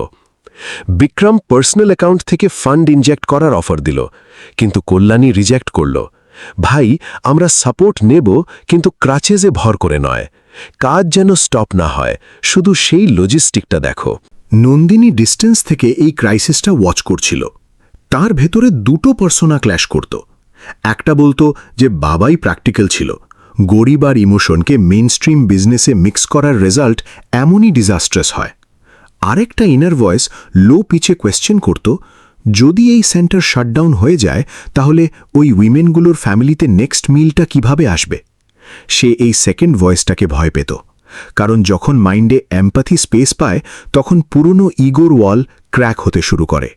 সে বেশ কয়েকবার বিক্রমের সাথে কনভারসেশন ইনিশিয়েট করতে চেয়েছে, কিন্তু প্রতিবার তার প্রাইড তাকে মিউট করে দিয়েছে। এক রাতে বিক্রম বেশ লেট করে ফেলল, ফেস এক্সস্টেড, স্লিপ ডিপ্রাইভেশনের ডার্ক সার্কেলস ভিজিবল। নন্দিনী জিজ্ঞেস করল, ব্যাংকার্সদের সাথে মিটিং সলভ হলো? বিক্রম হেড শেক করল। ওরা কোল্যাটারেল বাড়াতে বলছে, এক্সিস্টিং স্পন্সর্সরা পুল আউট করছে। নন্দিনী সফটলি বলল, বাবার সাথে একবার বসে ডিসকাস করে নাও। বিক্রম তার দিকে পিয়ার্সিং লুক দিল। তুমি খুব ভালো করেই জানো ওনারাই এই সিন্ডিকেটটা অপারেট করছেন। নন্দিনী স্পিচলেস হয়ে গেল। প্রথমবার তার রিয়ালাইজ হল যে বাবার রুথলেস ট্যাকটিক্স তার নিজের স্পেসেই কোল্যাটারাল ড্যামেজ করছে। সে চাইতো যে বিক্রম ফ্লেক্সিবল হোক, কিন্তু সে এটাও চাইতো না যে ও ডিফিটেড ফিল করুক। নেক্সট মর্নিং ভবানী দেবী নন্দিনীকে প্রেয়ার রুমে ডাকলেন। মর্নিং সানলাইট তার হোয়াইট হেয়ারের উপর রিফ্লেক্ট করছিল। তিনি বললেন, বৌমা, তুই এখন দুটো নৌকায় পা দিয়ে ব্যালেন্স করার ট্রাই করছিস, বাপের বাড়ির প্রাইড আর শ্বশুর বাড়ির এথিক্স। বেশিক্ষণ এভাবে থাকলে তুই নিজেই ডুবে যাবি। নন্দিনী ডিফেন্সিভলি বলল, পিসিমা, ফ্যামিলি ইন্টারেস্ট প্রোটেক্ট করা কি রং? ভবানী দেবী রিপ্লাই দিলেন, ফ্যামিলি প্রপার্টি দিয়ে নয়, ইন্টিগ্রিটি দিয়ে সাস্টেন করে। তোর বাবা যদি নিজের মেয়ের ওয়েলবিইংই প্রায়োরিটাইজ করতেন তবে বিক্রমকে সাপোর্ট করতেন, তার ভ্যালিউজকে স্যাবোটাজ করতেন না। নন্দিনী ফার্স্ট টাইম এর কাউন্টার লজিক প্লেস করল না। এদিকে সেন্টারে অপারেশনস প্রায় হল্ট হওয়ার কন্ডিশন। ক্লে শর্টেজ ছিল, ইনকমপ্লিট ইনভেন্টরি ছিল, এবং আর্টিস্টদের চোখে ফিয়ার কামব্যাক করছিল। কল্যাণী সবাইকে গ্যাদার করল। আমাদের কাছে যেটুকু এক্সিস্টিং র ম্যাটেরিয়াল আছে সেটা দিয়েই আমরা মাইক্রো আর্ট পিসেস বানাবো। ছোট pendant, earrings, customised name plate, রাখির বদলে মাটির ফ্রেন্ডশিপ ব্যান্ড। রিসোর্স ম্যাক্সিমাইজ করব, কিন্তু প্রোডাকশন স্টপ করব না। সুমিত্রা ডাউটফুলি জিজ্ঞেস করল, সেল হবে কোথায়? রিটেলার্স তো রিজেক্ট করছে। কল্যাণী কনফিডেন্টলি বলল, যে মার্কেট আমাদের ব্লক করেছে সেই কনভেনশনাল মার্কেটের বাইরেই আমরা ডিরেক্ট কনজিউমার্সদের কাছে পৌঁছাব। তার ভয়েসে নার্ভাসনেস ছিল, কিন্তু ডিটারমিনেশন তার চেয়ে অনেক স্ট্রং ছিল। অপু স্কুল থেকে ফিরে মায়ের এই ক্রাইসিস ম্যানেজমেন্ট স্ট্র্যাটেজি শুনে বলল, মা, আমি সোশ্যাল মিডিয়ায় পেজ বানিয়ে দেব, প্রতিটা আইটেমের মেকিং ভিডিও আর আর্টিস্টের স্টোরি আপলোড করব। কল্যাণী ছেলের দিকে তাকিয়ে স্মাইল করল। তার ফিল হলো জেনারেশন গ্যাপ কোনো ব্যারিয়ার নয়, বরং টেকনোলজি আর ট্রেডিশনের একটা perfect collaboration. Next few days সেন্টারে একটা রিভাইভড এনার্জি স্প্রেড করল। লেফট ওভার ক্লে দিয়ে কালারফুল মিনিয়েচার্স ক্রিয়েট হলো। সেই মাইক্রো আর্ট থেকে এথনিক জুয়েলারি, ডেস্ক অ্যাক্সেসরিজ আর ছোট হোম ডেকর। মহিলারা প্রথমে হেজিটেট করছিল, তারপর তাদের ক্রিয়েটিভিটি আনলকড হলো। লিমিটেশনস তাদের ব্রেক করেনি, বরং আউট অফ দ্য বক্স থিঙ্কিংয়ে পুশ করেছে। বিক্রম শহরের একটা কালচারাল হাবে উইকেন্ড ফ্লি মার্কেটের স্লট বুক করল। এলিট কম্পিটিটরসরা মক করল যে কর্পোরেট সিইও এখন স্ট্রিট ভেন্ডার হয়ে গেছে, কিন্তু রিয়ালিটি ছিল different. Vibrant handicrafts, QR code scan করে পেমেন্ট এবং আর্টিস্টরা ডিরেক্টলি তাদের ক্রাফটের ন্যারেটিভ এক্সপ্লেন করছিল। একজন আর্ট কলেজের প্রফেসর জামিলা বানানো একটা মোটিভ কিনে বললেন যে তিনি তার স্টুডেন্টসদের ফিল্ড ট্রিপে এখানে আনবেন। একজন লাইফস্টাইল ব্লগার কল্যাণীকে ইন্টারভিউতে জিজ্ঞেস করলেন, এই ভেঞ্চারের ইউএসপি কি? কল্যাণী সিম্পল ওয়ার্ডসে বলল, every piece is handcrafted with dignity. এই স্টেটমেন্টটা সোশ্যাল মিডিয়ায় ভাইরাল হল। ফ্লি মার্কেটের ট্রেমেন্ডাস রেসপন্স বিক্রমকে কিছুটা ব্রিদিং স্পেস দিল, কিন্তু রুদ্রপ্রতাপের কাছে এই নিউজটা একটা পার্সোনাল ডিফিট হিসেবে হিট করল। তিনি নন্দিনীকে কল করলেন। দেখছিস তো, তোর হাজব্যান্ড এখন ফুটপাতে স্টল লাগিয়ে প্রাউড ফিল করছে। নেক্সট ফেজে সোসাইটি তোমাকেও ওই লেভেলেই ট্রিট করবে। নন্দিনী আগের মতো ব্লাইন্ডলি এগ্রি করল না।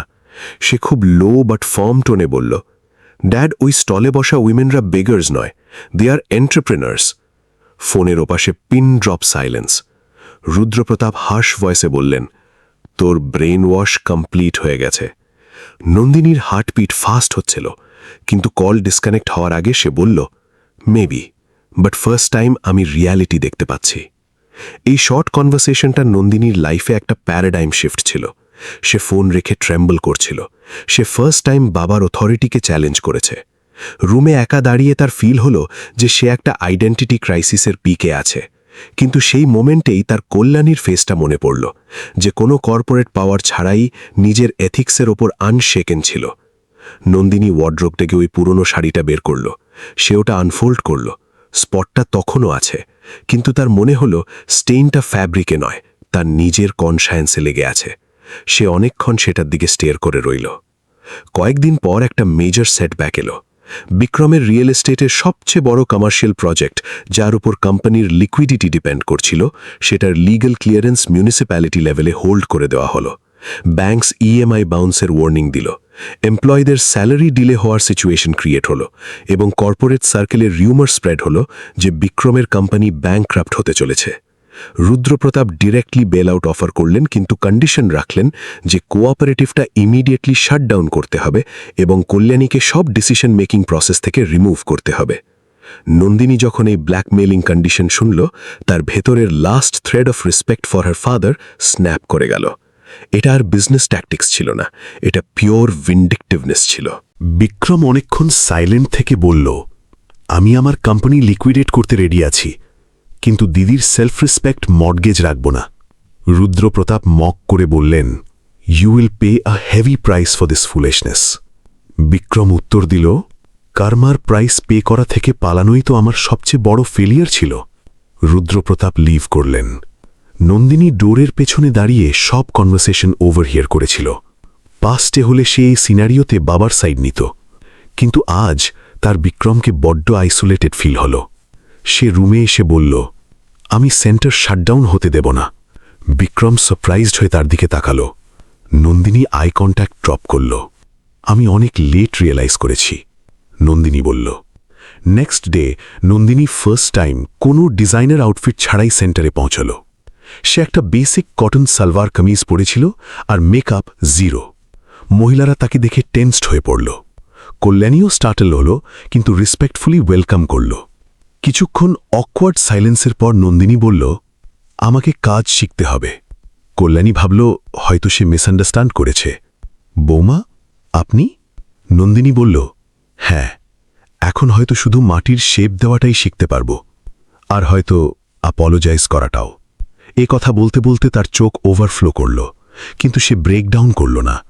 সেন্টারের অ্যাটমসফিয়ারে এতদিন ধরে থাকা অ্যারোগেন্সের ক্লাউডটা ধীরে ধীরে ডিজলভ হতে শুরু করল। কল্যাণী তাকে ইমিডিয়েটলি হাগ করে ফরগিভ করল না। সে জানত যে রিয়েল রিডেমশন এফোর্ট ডিমান্ড করে। সে নন্দিনীকে ক্লে প্রিপারেশনের বেসিক টাস্ক দিল। Nandini first time practically realise করল যে ক্লে হ্যান্ডেল করা শুধু আর্ট নয়, এর জন্য ট্রিমেন্ডাস পেশেন্স লাগে। টেক্সচার, ময়েশ্চার লেভেল, মোল্ডিং, এই ডিটেলসগুলো ওই নারীরা খুব ইজিলি এক্সিকিউট করত, যাদের সে একসময় আনকালচার্ড মনে করত। জমিলা তাকে টুলস ইউজ করা শেখালো। নন্দিনী কয়েকবার ফেল করল। মিনতিদি স্মাইল করে বলল, ম্যাডাম, মাটি স্টেটাস দেখে কথা শোনে না, ডেডিকেশন দেখে শোনে। নন্দিনী সেই স্মাইলে কোনো সার্কাজম নয়, ইনক্লুসিভিটি ফিল করল। সে অ্যাস্টনিশড হয়ে দেখল যে যাদের সে একসময় লুকডাউন আপন করত, তারাই তাকে রিজেক্ট না করে অ্যাকসেপ্ট করছে।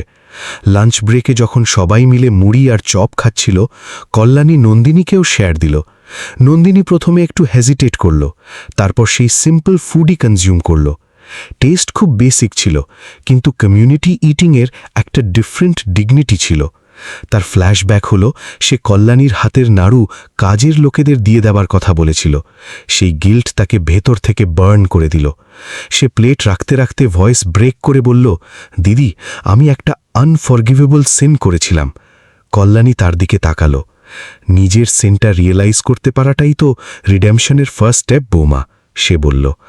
নন্দিনীর আইজ থেকে টিয়ার্স রোল ডাউন করল। আপনি সেদিন সবার সামনে আমাকে ব্লেম করলেন না কেন? আপনি চাইলে আমার ইমেজ ডিস্ট্রয় করে দিতে পারতেন। কল্যাণী রিপ্লাই দিল, যার ইমেজ ভেতর থেকেই ফ্র্যাজাইল, তাকে বাইরে থেকে পুশ করে কি লাভ? আমি চেয়েছিলাম তুমি নিজেই আয়নাটা দেখো। নন্দিনী ফার্স্ট টাইম কল্যাণীকে পুয়ার রিলেটিভ হিসেবে নয়, নিজের চেয়ে অনেক সুপিরিয়ার একজন হিউম্যান বিইং হিসেবে দেখল। তার এই ইমোশনাল রিলিজ এবার ইগো হার্ট হওয়ার ছিল না, বরং নিজের ইলিউশন ব্রেক হওয়ার ছিল।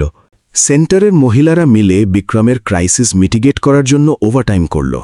কিছু প্রিমিয়াম ডিজাইনস লঞ্চ করা হলো, কিছু special corporate gifting catalogue ready করা হলো যাতে রেভিনিউ জেনারেট হয়। নন্দিনী তার সোশ্যাল নেটওয়ার্ক পজিটিভলি লেভারেজ করল, কিন্তু এবার পিআর স্টান্ট হিসেবে নয়। সে কিছু high profile corporate clients, hospitality chain এবং এনজিওর সাথে কানেক্ট করে বাল্ক অর্ডার সিকিউর করল।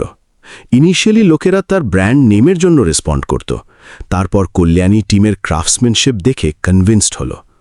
নন্দিনী প্রতিটা পিচিংয়ে বলতো, ইনি কল্যাণীদি, our master artist and visionary. এই ইন্ট্রোডাকশন দেওয়ার সময় তার ভয়েসে আর কোনো ইনসিকিউরিটি থাকত না। গ্র্যাজুয়ালি লিকুইডিটি ফ্লো ইমপ্রুভ করল। নতুন প্রজেক্টসের অ্যাডভান্স আশায় ব্যাংক কিছুটা রিল্যাক্সেশন দিল। আটকে থাকা রিয়েল এস্টেট প্রজেক্টের লস তো হলোই, কিন্তু কোঅপারেটিভের সাস্টেনেবল রেভিনিউ মডেল এমপ্লয়িজের ট্রাস্ট রিস্টোর করল। বিক্রম একদিন রাতে নন্দিনীকে বলল, তুমি আজ শুধু আমার ক্রাইসিসে সাপোর্ট করনি, আমার ভ্যালিউজের পাশে দাঁড়িয়ে আমাকে সেভ করেছ। নন্দিনী আই কন্ট্যাক্ট ড্রপ করল। আমি অনেক লেট করে ফেলেছি, সে বলল। বিক্রম রিপ্লাই দিল, রাইট ডিরেকশনে নেওয়া লেট স্টেপও ডেস্টিনেশন চেঞ্জ করতে পারে। অনেকদিন পর দুজনের মধ্যে এমন একটা কমফোর্টেবল সাইলেন্স এলো যেখানে ব্লেম গেম কম, মিউচুয়াল রেসপেক্ট বেশি ছিল। রুদ্রপ্রজন যখন জানতে পারলেন যে নন্দিনী ডিরেক্টলি সেন্টারে ইনভলভড, তিনি তাকে সামন করলেন। তাদের ল্যাভিশ ড্রয়িং রুমটায় সেই সেম কোল্ড অ্যারোগেন্সের ভাইব ছিল যেখানে নন্দিনী গ্রো আপ করেছে। বাবা বললেন, তোর মনে আছে তুই কার মেয়ে? নন্দিনী পিসফুল টোনে বলল, হ্যাঁ ড্যাড, মেবি ফার্স্ট টাইম আমার ক্লিয়ারলি মনে পড়েছে। আমি শুধু তোমার আইডেন্টিটির এক্সটেনশন নই, আমি একজন ইন্ডিভিজুয়াল যাকে একজন গ্রামের উইমেনের সাইলেন্ট ডিগনিটি দেখে হিউম্যানিটি শিখতে হয়েছে। রুদ্রপ্রতাপের ফেস রিজিড হয়ে গেল। তুই আমাকে ইনসাল্ট করছিস? নন্দিনী বলল, নো ড্যাড, বাট এখন আমি তোমার ক্যাপিটালিস্ট ফিলসফিকে ব্লাইন্ডলি রিলিজিয়ন হিসেবে ফলো করব না। এই কনফ্রন্টেশনটা ইজি ছিল না। নন্দিনী ফেরার পথে ইমোশনাল ব্রেকডাউন ফেস করল, কারণ প্যারেন্টাল কন্ডিশনিং ব্রেক করাটা রুট ক্যানালের মতো পেনফুল। কিন্তু তার এটাও রিয়ালাইজ হলো, কিছু রুটস এতই টক্সিক হয় যে সেগুলো এক্সট্র্যাক্ট না করলে পুরো সিস্টেম করাপ্ট হয়ে যায়। বাংলোতে ফিরে সে ভবানী দেবীর পা ছুঁল। পিসিমা জিজ্ঞেস করলেন, ডিফিট না ভিক্টরি? নন্দিনী বলল, আই ডোন্ট নো পিসিমা, বাট ইলিউশন থেকে একটু ফ্রি হয়েছি। ভবানী দেবী তার মাথায় হাত রাখলেন। কারমাজ সাইকেল উইন লস দিয়ে জাজ হয় না, অ্যাওয়েকেনিং দিয়ে জাজ হয়। দুর্গাপুজো আস্তে আস্তে সেন্টারটা একটা ইনস্টিটিউশনে কনভার্ট হতে লাগল। কারিগরদের নাম্বার 15 থেকে 50-এ রিচ করল। মার্জিনালাইজড ব্যাকগ্রাউন্ডের মহিলারা, ডিভোর্সি, উইডো, সিঙ্গল মাদার্স, সবাই একটা সেফ ইকোসিস্টেমে কাজ করত। কল্যাণী রুল ইমপ্লিমেন্ট করল যে প্রতিটা ফাইন্যান্সিয়াল ট্রানজ্যাকশন ডিরেক্টলি মহিলাদের ব্যাঙ্ক অ্যাকাউন্টে হবে, কোনো মেল ফ্যামিলি মেম্বারের থ্রুতে নয়। এই পলিসি নিয়ে কিছু ডোমেস্টিক রেসিস্টেন্সও ফেস করতে হলো, কিন্তু কিছু বাড়িতে ফার্স্ট টাইম নারীরা ফাইন্যান্সিয়াল ইন্ডিপেন্ডেন্স টেস্ট করল। এই কোঅপারেটিভ এখন আর শুধু এমপ্লয়মেন্ট হাব ছিল না, উইমেন এম্পাওয়ারমেন্টের একটা প্র্যাকটিক্যাল মডেল হয়ে উঠেছিল। এক সন্ধ্যায় কল্যাণী এবং নন্দিনী সেন্টারের রুফটপে দাঁড়িয়েছিল। নিচে অপারেশনস ওয়াইন্ড আপ হচ্ছিল। দূরে কলকাতা স্কাইলাইন ইলুমিনেট হতে শুরু করেছে। নন্দিনী সফট ভয়েসে বলল, দিদিভাই, আপনি কি আমাকে কখনো ট্রুলি ফরগিভ করতে পারবেন? কল্যাণী একটা ডিপ ব্রেথ নিল। ক্ষমা তো কোনো সুইচ নয় যে অন করে দেব। এটা টেরাকটার প্রসেসের মতো, ধীরে ধীরে ফায়ারিং হয়। তুমি ক্লে প্রিপেয়ার করছো, আমি মোল্ড করতে হেল্প করছি। নন্দিনী হেড বাউ ডাউন করল। এই মেটাফরিক্যাল আনসারটা তার কাছে যে কোনো পেনাল্টির চেয়ে বেশি রিয়াল মনে হল। ইনস্ট্যান্ট ফরগিভনেস হয়তো ফেক হতো, কিন্তু একটা জেনুইন পাথওয়ে ওপেন হয়েছিল। বিক্রম নিচ থেকে দুজনকেই দেখছিল। তার কপালে সেই চন্দনের মাগটা কবেই ফেড হয়ে গেছে, কিন্তু আংটিটার কোল্ড টাচ তার ব্রেইনে ইমপ্রিন্টেড ছিল। সে জানত যে মার্কেট ডাইনামিক্স এখনও ভলাটাইল, ফ্যামিলি ট্রমাগুলো এখনও হিলিং প্রসেসে আছে। রুদ্রপ্রতাপের ইগো এখনও থ্রেট পোজ করতে পারে, কিন্তু সে এটাও ভিজুয়ালাইজ করতে পারছিল যে স্পেসে একদিন একজন দিদিকে সোশ্যাল স্ট্যাটাসের জন্য আইসোলেট করা হয়েছিল, আজ সেখান থেকেই নারীদের আইডেন্টিটি রিবিল্ড হচ্ছে। কার্মা লেসেন্সও দিয়েছিল, আবার সলিউশনও প্রোভাইড করেছিল। 1 বছর পর আবার ভাইফোঁটার ফেস্টিভ্যাল এলো। এবার ভেনিউ পাল্টে গেল। কলকাতার বাংলো নয়, ফোকাস শিফট হলো পলাশপুরের সেই মাটিল উঠোনে। অপু নতুন একটা পাঞ্জাবি পরে এক্সাইটেডলি ঘুরঘুর করছে। কল্যাণী স্মাইল করছিল, কারণ আজ শুধু একটা রিচুয়াল নয়, একটা রিইউনিয়ন সেলিব্রেট হচ্ছে। বিক্রম ডিরেক্টলি এলো। তার চোখে সেই চাইল্ডহুডের পিওরিটি ছিল, কিন্তু সাথে একটা গ্রাউন্ডেড রেসপেক্টেড ডেপথ অ্যাড হয়েছিল। নন্দিনী একটা বেসিক হ্যান্ডলুম শাড়ি পরে এসেছিল, যেটা সেন্টারেরই প্রোডাকশন। তার ফেসে কোনো অ্যারোগেন্সের মাস্ক নেই, বরং একটা লার্নিং কার্ভের পিসফুলনেস আছে। কল্যাণী ফোটার থালাটা রেডি করল, প্রদীপ জ্বালালো। সে নাড়ুর একটা স্পেশাল ব্যাচ বানিয়েছিল। অপু একটা টেস্ট করে কনফার্ম করল যে একদম পারফেক্ট। বিক্রম পিড়িতে বসল। দিদিভাই, আজ আমি শুধু ফোটা নিতে আসিনি, আমার পাস্ট কমিটমেন্টের রিনিউয়াল করতে এসেছি। কল্যাণী আইজ ওয়াইপ করে চন্দন ঘষতে শুরু করল। অপু মামার পাশে বসে কিউরিওসিটি নিয়ে দেখছিল। বিক্রম কপাল এগিয়ে দিল। কল্যাণী চন্দন, ধান, দূর্বা আর সেই পিতলের আংটি ছুঁয়ে আশীর্বাদ করল। আর এবার সে নাড়ুটা ভাইয়ের মুখে দিতেই বিক্রম শুধু চাইল্ডহুড নয়, একটা লস্ট ট্রাস্ট রিগেইন করার টেস্ট পেল। নন্দিনী পাশে দাঁড়িয়েছিল। সে সফটলি বলল, আমি যে বেসিক লেসনগুলো মিস করেছি, এবার আমি সেগুলো রুট লেভেল থেকে শিখতে চাই। কল্যাণী তার হাত ধরে গাইড করল কিভাবে মাটির সাথে রিলেশন বিল্ড করতে হয়। নন্দিনী প্রথম ক্লে মোল্ডটা হাতে নিল। শেপটা পারফেক্ট হলো না, কিন্তু সে গিভ আপ করল না। অপু প্রোঅ্যাক্টিভলি ইনস্ট্রাকশন দিচ্ছিল। উঠোনে উপস্থিত পাড়ার মহিলারা এই ইন্টিগ্রেশনটা উইটনেস করছিল। বিক্রম দেখল যে কোঅপারেটিভ শুধু ইকোনমিক্যালি ইন্ডিপেন্ডেন্ট করেনি, সাইকোলজিক্যালিও ইকুয়ালিটি এস্টাবলিশ করেছে। রুদ্রপ্রতাপ এখন আইসোলেটেড। নন্দিনী রিয়েলাইজ করেছে যে রিয়েল পাওয়ার ক্যাপিটালে নয়, কারেক্ট এথিক্স আর হিউম্যানিটিতে লাই করে। কল্যাণী নাড়ুর লাস্ট পিসটা বিক্রমকে দিয়ে বলল, ভাই, এই সিম্পল সুইটনেসটা এই রিলেশনের রিয়েল অ্যাসেট। বিক্রম দিদিকে প্রণাম করে হাগ করল। অপুর ফেসে ব্রড স্মাইল। সন্ধে নদীর ঘাটে দাঁড়িয়ে কল্যাণী দেখল যে পলাশপুরের জল আর মাটি একই আছে, কিন্তু সে নিজের স্ট্রাগল আর ডেডিকেশন দিয়ে সেখানে একটা সলিড আইডেন্টিটি ক্রিয়েট করেছে। নন্দিনী পাশেই দাঁড়িয়েছিল, তার চোখ গ্লিটার করছিল। ফার্স্ট টাইম সে ফিল করছিল যে রিগ্রেট আর রিডেমশন কারমারই দুটো সাইড। বিক্রম তার কপালে চন্দনের ফ্রেশ মার্কটার দিকে রিয়ারভিউ মিরারে দেখল। সে রিয়েলাইজ করল যে রিলেশনশিপ প্রোটেক্ট করাটা যে কোনো ব্যালেন্স শিটের চেয়ে হেভিয়ার রেসপন্সিবিলিটি। রাতের অন্ধকারে পলাশপুরের আকাশে তারারা শাইন করছিল। কল্যাণী বলল, প্রতিটা ফোঁটা আমাদের রিমাইন্ড করে যে ফ্যামিলি শুধু ব্লাড লাইন দিয়ে নয়, মিউচুয়াল রেসপেক্ট আর ট্রাস্ট দিয়ে সাস্টেইন করে। বিক্রম নড করল। অপু মায়ের দিকে লুক আপ করল। নন্দিনী সাইলেন্টলি অ্যাগ্রি করল। এখন সে ক্লিয়ারলি জানে যে লাইফের গ্রেটেস্ট মাস্টার ক্লাসটা একটা মাটির ঘরের দিদিই কন্ডাক্ট করেছে। প্রদীপের সফট গ্লোতে সবার ফেস ইলিউমিনেটেড লাগছিল। আজ ভাইফোঁটা শুধু ভাই বোনের ফেস্টিভ্যাল নয়, বরং কার্মা, ফরগিভনেস আর ইভলিউশনের একটা সেলিব্রেশনে ট্রান্সফর্মড হয়েছিল।